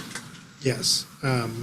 And to Commissioner Williams' point, an applicant can request continuance, but it is ultimately up to the hearing body to grant the continuance. If they believe they have enough information to make the decision at that hearing, then they do not have to grant a continuance. They can approve, deny, or, well, approve, deny in that case. Do you think adding that language would address the concern? It addresses one of the concerns. It doesn't address the concern of, the example you gave is the governing board giving conditions of approval and asking for the person receiving those conditions of approval to resubmit the documents, but they will have received the approval just so that it's a clean start to a project. My question is, what would you deem appropriate for the governing board to ask, noting that you don't want it to look like you're favoring one side versus another in this type of situation? What is an example that we would say we're going to continue because during this hearing, I heard one side say this, and if you brought me this, I would be convinced of your position. That is siding with one side versus another if they didn't present it in that hearing. that I have a problem with because it's a hearing. So to what is this that you're saying someone would receipt? Without speaking about a specific file, how about the example of requesting a up-to-date will serve letter? That, If we had one that was rather dated, that was part of an application, would that fit that criteria in your mind? Because I agree, it's not wanting to give advantage to one side or the other. It's trying to have as much pertinent information as we can yeah, to make a I think that well-informed decision. example would work, but I think we need an understanding of what would we request as it pertains to the file, not that we're inventing or arguing with a side on a case, because we should Excuse me. be neutral Sure. on both sides of it. And it's easy to sound like you're saying in order to approve. That's not what our job is. There's a winner and a loser on every case. It's to be neutral on it. So that's my concern, but the removing the or part and adding the language Commissioner Domke said does address the issue of people just requesting it. I think what this is telling us is it's giving direction. It's like a constitution for the hearing board. It's telling the hearing board what they can and can't do. They can approve it. Two different ways they can approve it. They can continue it, or they could deny it. I look at it as simple as that. It's giving them direction and instruction on what they can do with the file that's in front of them, and no more, no less. And if they decide that, such as your example, that's like, well, obviously they've checked all the boxes and everything, but the hearing board is just unsure about one thing. If they have that capability to continue it, to get that information, so be it. I don't look at that as taking a side, and I don't think we should take sides. We want to uphold people's rights. Not going to go down that road again. But I do see that is a tool in the toolbox that they should have. And I agree, we want it to be a neutral finding of fact. Yeah, it shouldn't be just an approval or a denial, and then make them come back and go through the whole process again and create that extra burden so that they can bring in that one extra thing that the hearing board. Yeah, if there's a Not that they linchpin might piece be. that really is a piece of information that needs clarification.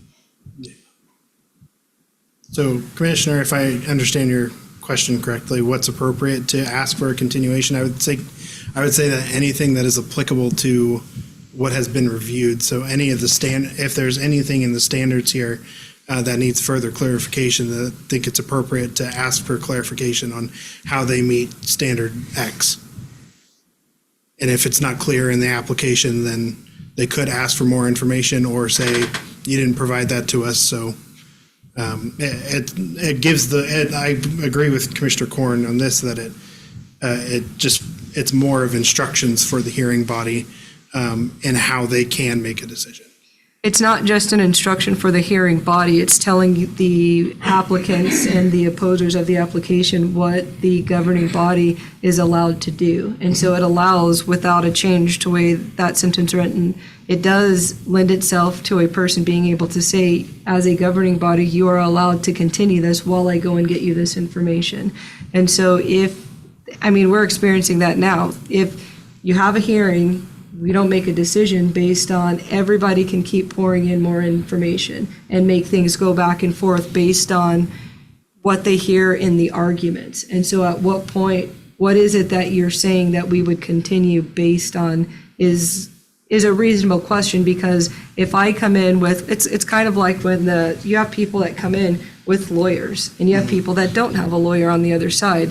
Sometimes the lawyer has a very well-reasoned argument that the other person that's not a lawyer would not have thought of. Do you continue when you say, well, it looks like I'm going to lose this. I would like a continuation, and the board can actually do that because of that point.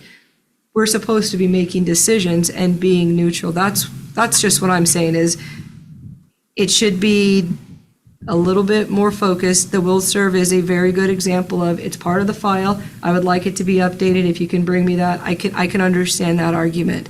I just don't want an open-ended continuation of files based on what, because it's not stated based on what we would continue it for. Because we don't want people on any side to feel like it's pick and choose based on personal preference versus I followed something that allowed that. But I do think that the dropping the or off and making that amendment does address that concern. I'll just leave it as if it stays there, that's my question mark on, I don't want to, on that, not having real clear instruction on what you would ask for a continuance. So do you want a list of reasons why the hearing board can?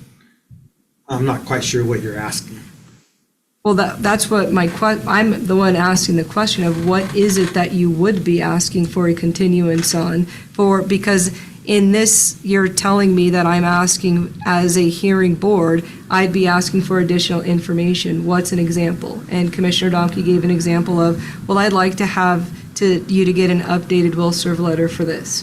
That's a reasonable position to be from, and I understand the comment of germane to the hearing as it came out, but not, it's easy to kind of see how you could tweak that to, if you could go and find this piece of evidence to support a position versus very straightforward, can you do, the will serve is a good example, but some of, you can walk in muddy waters if it's just open to, if a soil sample said this, I might be able to be convinced of this. That's me actually asking you to create evidence versus to bring something updated back. That is different. And I don't want us to be on one side or another as any of these boards. I want it to be just present your case. So I think we can, if we make the adjustment at the end of that sentence and then we'll wait for an example of, see, this is where we could have been more specific later. But that's my concern because it is very open to interpretation. So you're asking to replace the word or? You didn't type, did you? I did not. I was waiting for a majority of the board, and I honestly do not recall what Commissioner Domke had said, so. It was to remove the word or, and it was as requested by the board, something like that.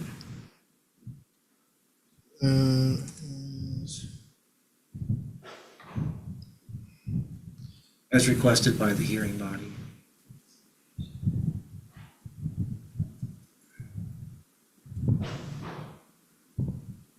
And remove or.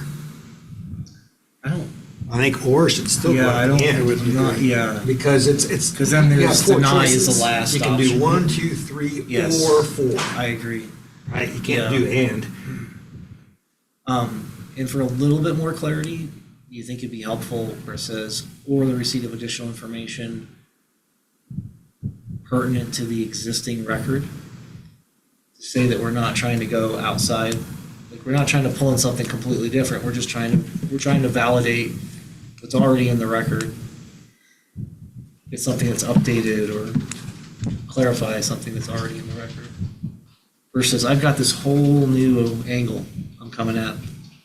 Yeah, I don't know. It's not our job. It's not the hearing board's job, whoever that is, to come at it different angles. It's just to sit I there. agree, but I'm just saying from Commissioner Williams' point, this might help future hearing bodies look at this language, these rules that they have and say, oh yeah, I'm not supposed to go out there. I'm supposed to stay in the confines of. You think that'd be helpful clarification? I think the problem is the receipt of additional information is just too generic because additional information is just open to Yeah. the file itself is, So would the additional information, would that be something that one side or the other would be coming to the hearing that nobody had previous knowledge of? Is that what is being discussed right there when they're saying additional information? It could be. that's the Problem is problem. It's so a hearing. broad. Yeah, you could interpret it kind of any way you wanted. That's the problem, and I think your question is the problem, because I came to my hearing more prepared than you, and I should win based on the I read facts. the whole file. Based on the facts, and then after in the hearing, you say, well, I want to continue it so I can add more information after you hear what I said. I would have prevailed at my hearing, and so at what point, what does receipt of additional information mean other than that request? Because you're not, the first two is very clear that you're talking about a design change, that's specific to what it is. The other one is a never-ending hearing. But What if I we just- also think we should be clear, sorry, Go ahead. that it's not one side or the other that's going to ask for this continuation. It's going to be the hearing board that asks for it. Again, these are rules that the hearing board is going to have to do. They have four choices what they can do with the file that's in front of them. But it is that any of the people involved could ask for it. This is Sure. just saying your power exists because it's there. And so if I'm the applicant has more information to add to get more of what I want, I can ask. It doesn't mean they have to, but then you open up the box of, I wanted to add additional information. I would like to appeal on the grounds that I didn't get the decision. I wanted that. What would we do? You expose more because the wording is too generic. So Sorry. I have a suggestion. you could just say, continue the public hearing on the preliminary plat and not identify it and then let it be heard on a case by case versus saying that it's just for those reasons. I just think it's too generic. Anyhow. So you think it would be better if we take where it says the subdivision design or the receipt of additional information, just strike that? When And you- just say that that the board has the option of. To continue. To continue and not give reasons. Yeah, that might fix it. Because that's in part, they can already do that. You're being specific, and if I have additional information, the way this is written, then I could say that's my reason for asking for a continuance. How do you tell me no?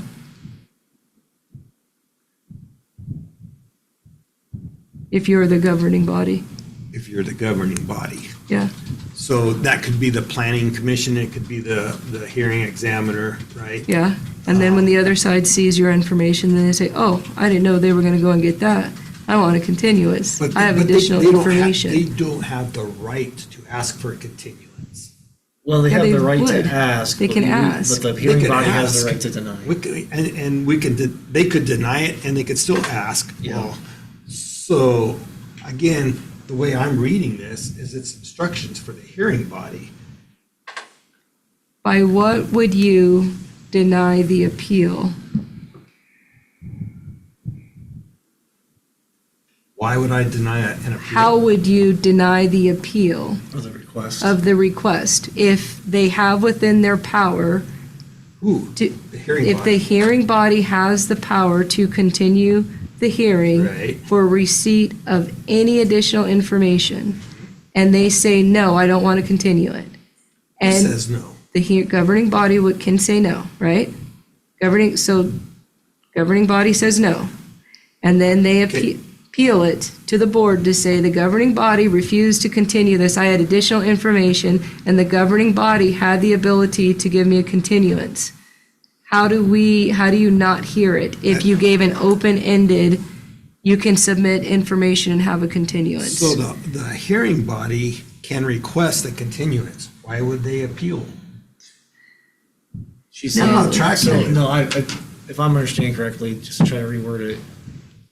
I'm the applicant, you're the hearing body, and I can come up with any reason I want to say, so I'm just gonna say, I have additional information. Sure, the applicant, And you say, no, right, I'm not gonna let you provide additional information.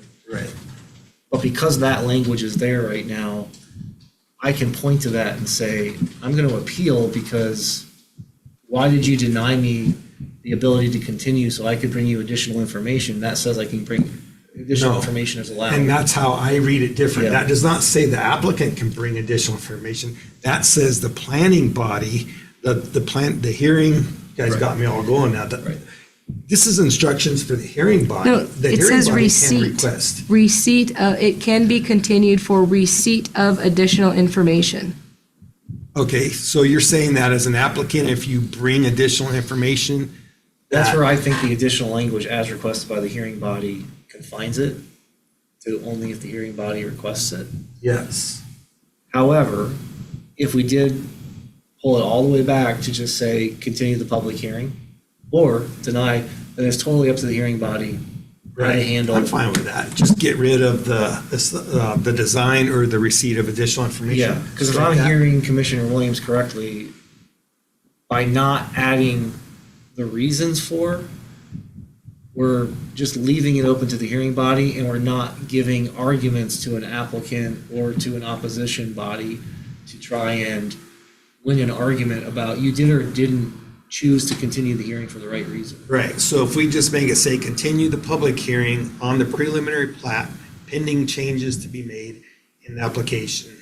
I would just As say, requested by the hearing body? Or do you want to get rid of that too, Just- just say, continue the public hearing? They can continue the public hearing Or- on the preliminary plat. Period. Or, I would just say, You can deny continue it. the public hearing, continue the public hearing or deny. okay, Right? using the KISS principle? Yeah. Yeah, are you okay with that? Yes. Phew. I mean, it's actually redundant to say on the preliminary plat. just Because that's what we're because- talking about. Yeah, Right. it's the subject of the hearing, so. Continue the public hearing. So it'd just be continue the public hearing. Or, don't get rid of or. Yeah, Oh, we need that's the a or. Critical So sorry. connector. Not really, because it's 1 through 4, so you're given, it's an outline. But are you saying you want him to remove? Sentence, come on. Are you asking then that you remove, are you asking that he remove preliminary plat on each of the sentences then? I think it's redundant personally. So then you can shorten it up and remove preliminary plat. Yeah, because that's what we're discussing. I don't see the point, yeah. Well, you're under the long, We're going to save some ink. Because it all starts with, the hearing body shall hold the public hearing on the application for a preliminary plat. That's what we're Right. discussing. Of the preliminary plat, of the preliminary plat. Or the preliminary. next. That's true too.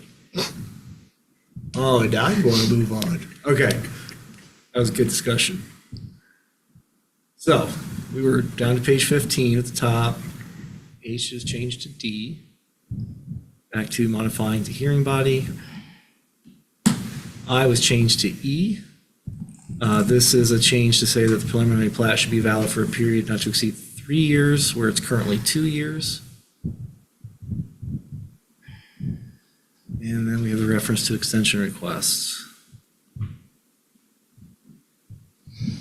12-644 has same thing, 3 years instead of 2 years. 12-645, standards for review. Hearing body again. 12-646, long subdivision, contents of final plat. Can I stop on the 3 years? How do we choose to go up 1 year? And then how many, if an extension is requested, is it for 3 additional years? So to get to 3 years, Too exciting. We're losing our ratings here. It's a nail biter. Because in part, I think that we had it at 2, because when you do an extension, you get 2 more for 4 versus doubling it that far. So my question is that what we want to see? When part of some of the questions that come up is, there's a twofold is, sometimes people aren't ready to move forward or something happens. But equally, when you look at things like our requirements to do a plat, it can feel as if some of that information is truly expired because we're doing an extension. So should we drop it to 2 and do the extension? Otherwise, I'd like to kind of understand why we went to 3. And then kind of to have a discussion on a preliminary plat approval would we write in something that addressed, if they weren't ready and they needed an extension, a need to revisit some of those conditional approvals, not just an automatic renewal, because reasonably, I think an extension is okay, so long as we confirm that the conditions are the same, similar, that allowed us to give the first approval, because growth and development can occur around a project, and the reason we give you the number of years, which there might be an argument to say that it should have shifted to 3 years, but if it's reasonable to say that it should take you 3 years to finish it, and it doesn't take you 3 years, the fact that you can get an automatic extension for the same similar time should come with confirmation that the conditions of approval remain the same. Yeah. That's, So I can speak to that. Yeah. So with the extension in 266.1, it allows currently all extensions go to the board, whether they made the decision or not. This is based on any. yep, So if they can grant the extension one time, not to exceed 2 years currently. So it can be any time, just not more than 2 years. That does not change. That does not change any of the conditions of approval. So in C, it says that the approval of the time extension will automatically modify the original permit to allow the additional time for completion of conditions of approval. It doesn't change the conditions of approval. To change the conditions of approval for anything requires a modification, and it's a separate hearing. let me clarify, I'm not saying a condition of approval changes. So if we say that Okay. we require a will serve letter, and so we are experiencing this now where we have an area where the will serve has been slowed down because of a change in conditions, potentially. So I'll say potentially for legal reasons. If you got your approval with Asia's sewer and septic, and then 3 years later, you didn't finish your project and you wanted to move forward with the same project, we're using the same letter from the original application. When you get an extension, we're not requiring you. You need to revisit that to make sure that your project can still move forward, given these conditions. And that's what I'm saying, how it doesn't occur. Not the conditions of approval don't change from it being met, but what we ask for. So there's that aspect of it, and then to understand why we're moving it from 2 years, to 3 years, to give more time for the development. There's a good argument because of our construction time in our county, so I'm just wanting to understand why we're moving that. I believe that was the reason for it, was to allow for more time just because of the lack of contractors we have in the county, and especially to be able to do some of the work that would be required for a subdivision, such as installation of water sewer lines, or creating a road, or that sort of thing.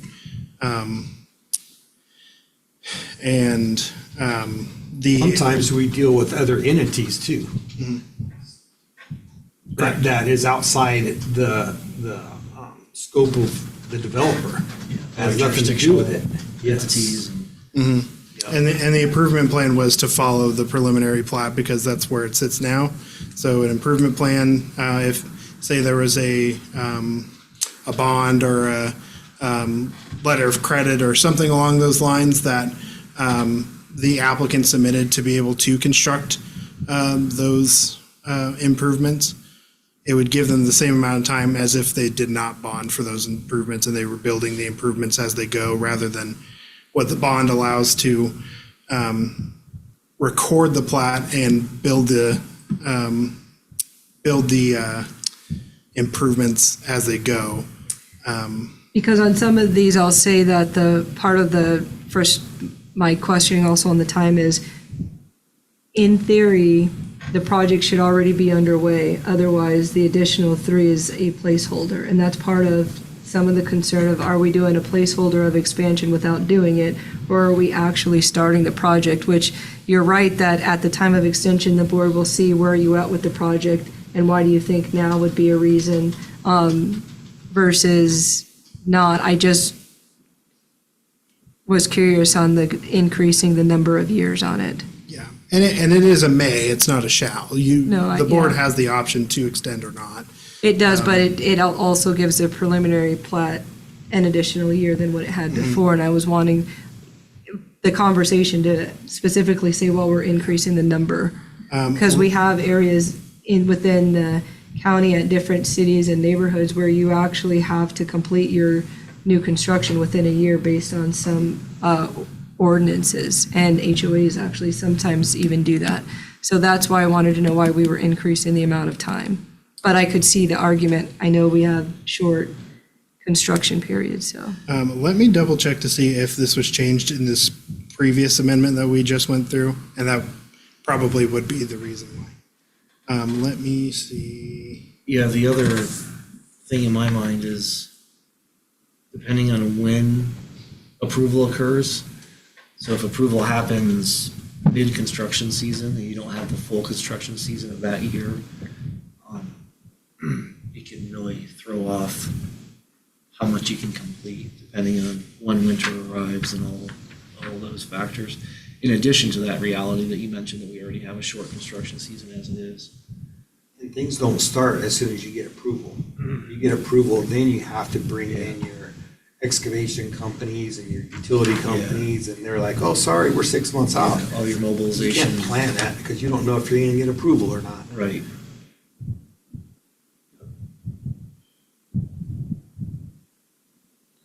I don't see that section Yeah, that section was not included. in the summary. No, it was not. There, I can tell you there is a reason, because I do recall going over it. I just don't recall what it is at this moment. You can continue the hearing until you figure that out. No, he can't.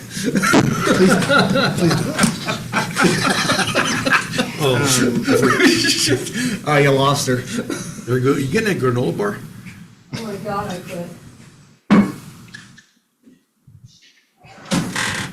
Tell you what, let's take a 5-minute recess. I know we're close to the end, but everybody could probably use it's 3:27 and we're gonna take a 5-minute recess and reconvene at 3:32.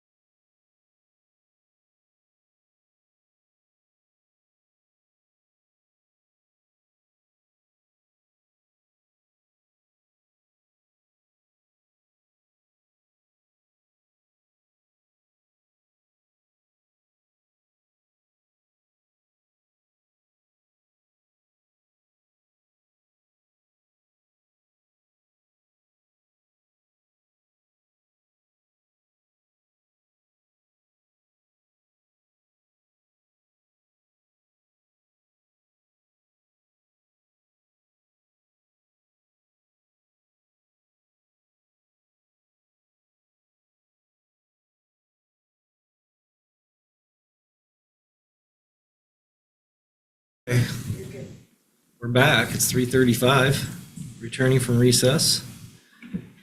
We're at the top of page 15, subsection D. We have hearing body changes. I'm sorry, were we waiting for additional information on the question about extension? I do have some information. So it was basically based on just the amount of extensions that we would get in general. And as we talked about earlier, the lack of qualified people to do the work and the time it takes and also the money that it would take to make some of those improvements. So we did bring this to the Planning Commission, and I believe it was this is anecdotal. I believe it was close to 40 or 50% of the subdivisions and short plats that we have request a extension. So the Planning Commission thought it was reasonable to just extend that for a year in the code. Thank you. Commissioner Williams, any concerns? Just because people don't do it doesn't mean it's needed. That's where I would have wanted to see kind of the why is it that it's not actually being started. And I know that we don't gather that data because it's kind of when people come forward with I have this plan, but they don't start working on it, then the original request can be premature. And I don't want to have work that's just out there waiting to be done, that's not done. And it's not the time, it's the information that we use that can be antiquated within the application itself. So that's my only concern on the time, is making sure that we're not using old data to support moving forward 6 years later for a project that has data from 6 years in the past. Because in terms of our growth of the county, that's a lot of changes. And I think I don't mind the years or the extension. I want to make sure that the key components that we say we approve are addressed. And I think that can get addressed in the extension question. I just think that future boards should really consider extensions having updated information for extensions, because that's my only problem with the time. So I can move on from it, but thank you for the answer. I think the extension review is the critical part. And I'm not sure, so a preliminary plat, so we give someone a preliminary plat. We give them, if we go with this, we give them up to 3 years, right? So they use their 3 years and they've got roads in and they've got infrastructure in and everything. And they're like, we need more time. What we have to be very careful of is making sure that we're not saying, well, we want to see an updated this or an updated that. And if something did change, on the other hand too, it's like, so would we deny the extension and then stop the whole process after somebody went in and spent maybe millions of dollars on something? And then are we going to say, no, we're not going to allow the extension? What are the repercussions to that? I just want looking at both sides of the coin when we do something. And from my perspective, it's usually in the county's best interest to try to see the project come to fruition, and get finished. I think it's more about, in my mind, the way I would approach it, and we can't control future boards, but to me, it's, have they demonstrated that they're not really moving forward, that they're just trying to buy time and they haven't made any significant infrastructure investment, but they've just been sitting on the project waiting, and now all of a sudden they want more time, and it's like, well, you really should have started by now, versus we had some construction delays due to these reasons, things that we can understand. And then there's the bond. If the county chooses to pull the bond, if they don't, meet their timeframes, their commitment to see the infrastructure finished, to see that brought to fruition if we just have a problem. But the county doesn't want to have to own that responsibility either. So in my mind, giving them a little bit more time up front to get the thing done, to have to hopefully have less extensions required, is better for the county. And it actually, in my mind, takes away some of the excuses where if somebody has not done anything substantial by the end of 3 years, I'd be hard pressed to say, oh, I can approve an extension. If you don't have a really strong case, then I don't think you Right. should be allowed. And we don't have to approve the extension. Correct. No. Well, for the record, that they can only do one extension, so you're front loading it to make it a longer time to finish a project. And so the question isn't, again, it's inside the bell curve. It's not somebody with a multi-million-dollar project. They can have bumps, but they also have the ability to afford to do a project to completion.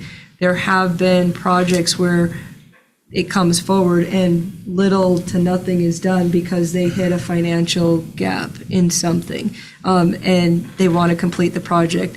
My issue isn't anything about the time or the extension, really. It's making sure that the information that it was used to approve it, that those conditions are the same, and because those conditions should still be the same for an extension. And so that's not negative to either side. It's confirming actually for both sides that the conditions of approval are still met, therefore it's reasonable to give an extension. That I think can get addressed at the extension time, not just I wanted extension. Sure. That's just my concern on that. And to have the answer on the record as to why we moved it from 2 years to 3, and you're saying over 40% of applications for the plats are asking for an extension, so they're not able to complete it in the 2 years, and there's a requirement that they request an extension before it expires. That's correct. Thanks. Thank you for the clarification. 12-644, which is on page 15. Improvement plan required contents. That's again just 2 year to 3 year. Moving on to page 16, 12-645, standards for review.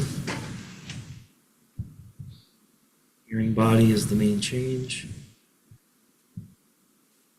Bottom of page 16, 12-646, along subdivision, contents of final plat. Procedures for approval of final plat. Basically refers us to another section. Yeah, and the reason we did that was because it's applicable to multiple sections, and rather than repeating it multiple times in the code, just having one section. So this applies to all Simplifies. plats, and includes lot line adjustments, short subdivisions and long subdivisions. Gotcha.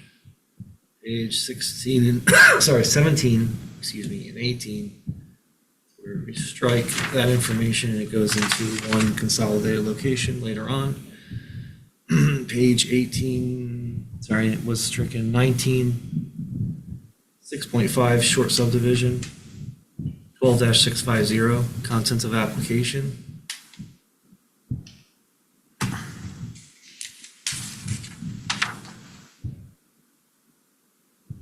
12-651, short subdivision procedure for processing preliminary plat.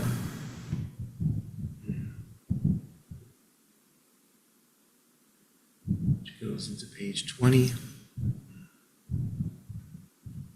So just for the record, I'm against the changes on 12-650. That kind of refers back to the whole thing. So I just want to From state 5 to that. 10. Yep. There's no reason to debate it or anything else, but But you're opposed to this change. yes. Thank you for clarifying.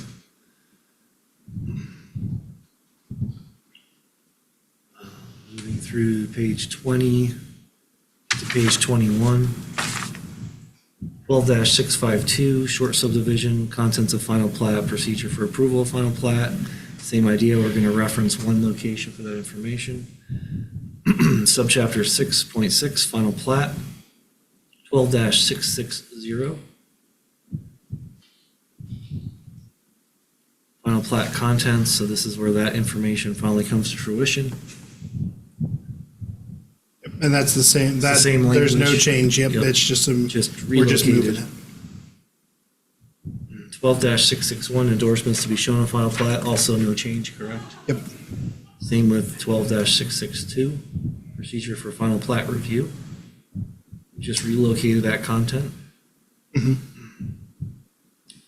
To page 23, this is where the Meyer Land Division procedure was stricken based on the intent to remove it. That continues into page 24. And then 12-671, subsection B1, we have a modification for reference information. So can I just Yes, sir. voice my opinion on 12-660? Yep. That I'm against that. Yes, sir. I think I've already Acknowledged. said that, but since we're going line by line, I'm just Yep. putting it For on the the record. record. Thank you. Acknowledged. Thank you.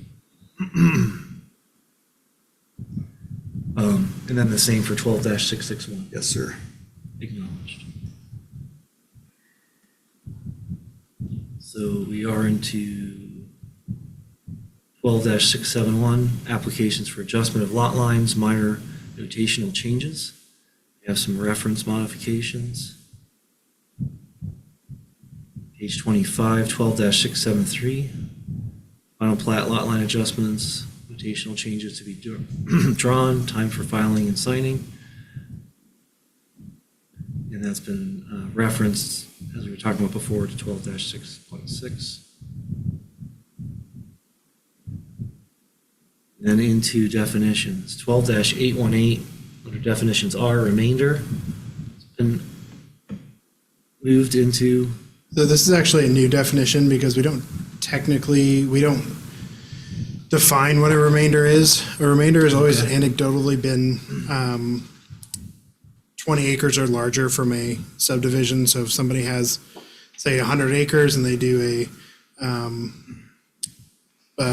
R5 zone and they do a 10-lot subdivision and they don't want to split the rest of the property, that whatever's remaining would be the remainder.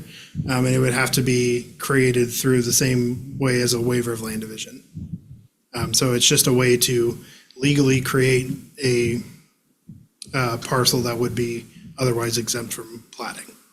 But it does say that it has to meet, it would have to meet 613, which means it would have to meet 20 acres or larger, or if it was in Forest 40, if someone did a subdivision in a Forest 40 zone for some reason, then it would be 40 acres. So it's just giving that an actual definition.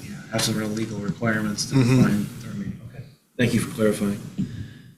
And then 12-819 definitions as subdivision, because this is a new use of the term within Title 12. Subdivision long and subdivision short. Does that also include the family exemptions? No, How does so that work? so the family division is exempt from platting. So it does not mean, it's not the same requirements as a subdivision would have.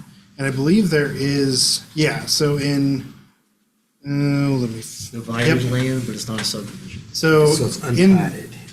in the subdivision definition, there is caveats to what is not a subdivision.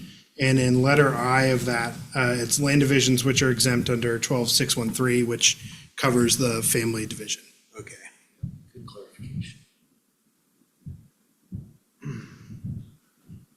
Okay. So that's the full review of the proposed language of amendment to Title 12 under File 12-25. Would a commissioner like to make a motion to approve as we amended it? I move to recommend approval of file AM0012-25 to amend chapters 4, 6, 8 of Title 12 Bonner County Revised Code as presented or amended, finding that it is not in conflict with the policies of Bonner County Comprehensive Plan as enumerated in the following findings of fact and conclusions of law. Conclusion 1, the proposed amendment is in accord with Idaho Code Title 31, Chapter 7. Conclusion 2, proposed amendment is in accord with Idaho Code Title 67, Chapter 65. Conclusion 3, the proposed amendment is not in conflict with the policies of the Bonner County Comprehensive Plan. The decision is based upon the evidence submitted up to the time of the staff report, was prepared and testimony received at this hearing, and the prior one. I further move to adopt the findings of fact and conclusions of law set forth in the staff report or as amended during this hearing, and direct planning staff to draft Written findings and conclusions to reflect this motion. Have the chair to sign and transmit to all interested parties. This action does not result in a taking of private property. I'll step down in a second. Safe assumption, I think. Thank you. Any board deliberation? Positions remain the same? Okay. Roll call vote, please. Commissioner Williams, Yes? Commissioner Warren, No. Commissioner Donkey, Yes. Motion carries. This time we might remember we have the ordinance, which I forgot the last time. Do we have an ordinance? It's just following the same section. on the planning commission staff. Page 35. I'll let you read it because I'm on their staff report in my Google file. I'll step down, make the motion. I move to approve an ordinance of Bonner County, Idaho, the number to be assigned, citing its authority, providing for the amendment of chapters 4, 6, and 8, Title 12, Bonner County Revised Code, as presented or amended in this hearing, and providing for an effective date. I second the motion. Any board deliberation? Hearing none, roll call vote, please. Commissioner Warren, No. Commissioner Donkey, Yes? Commissioner Williams, Yes? Motion carries. It is 3:52 PM, and this hearing is adjourned.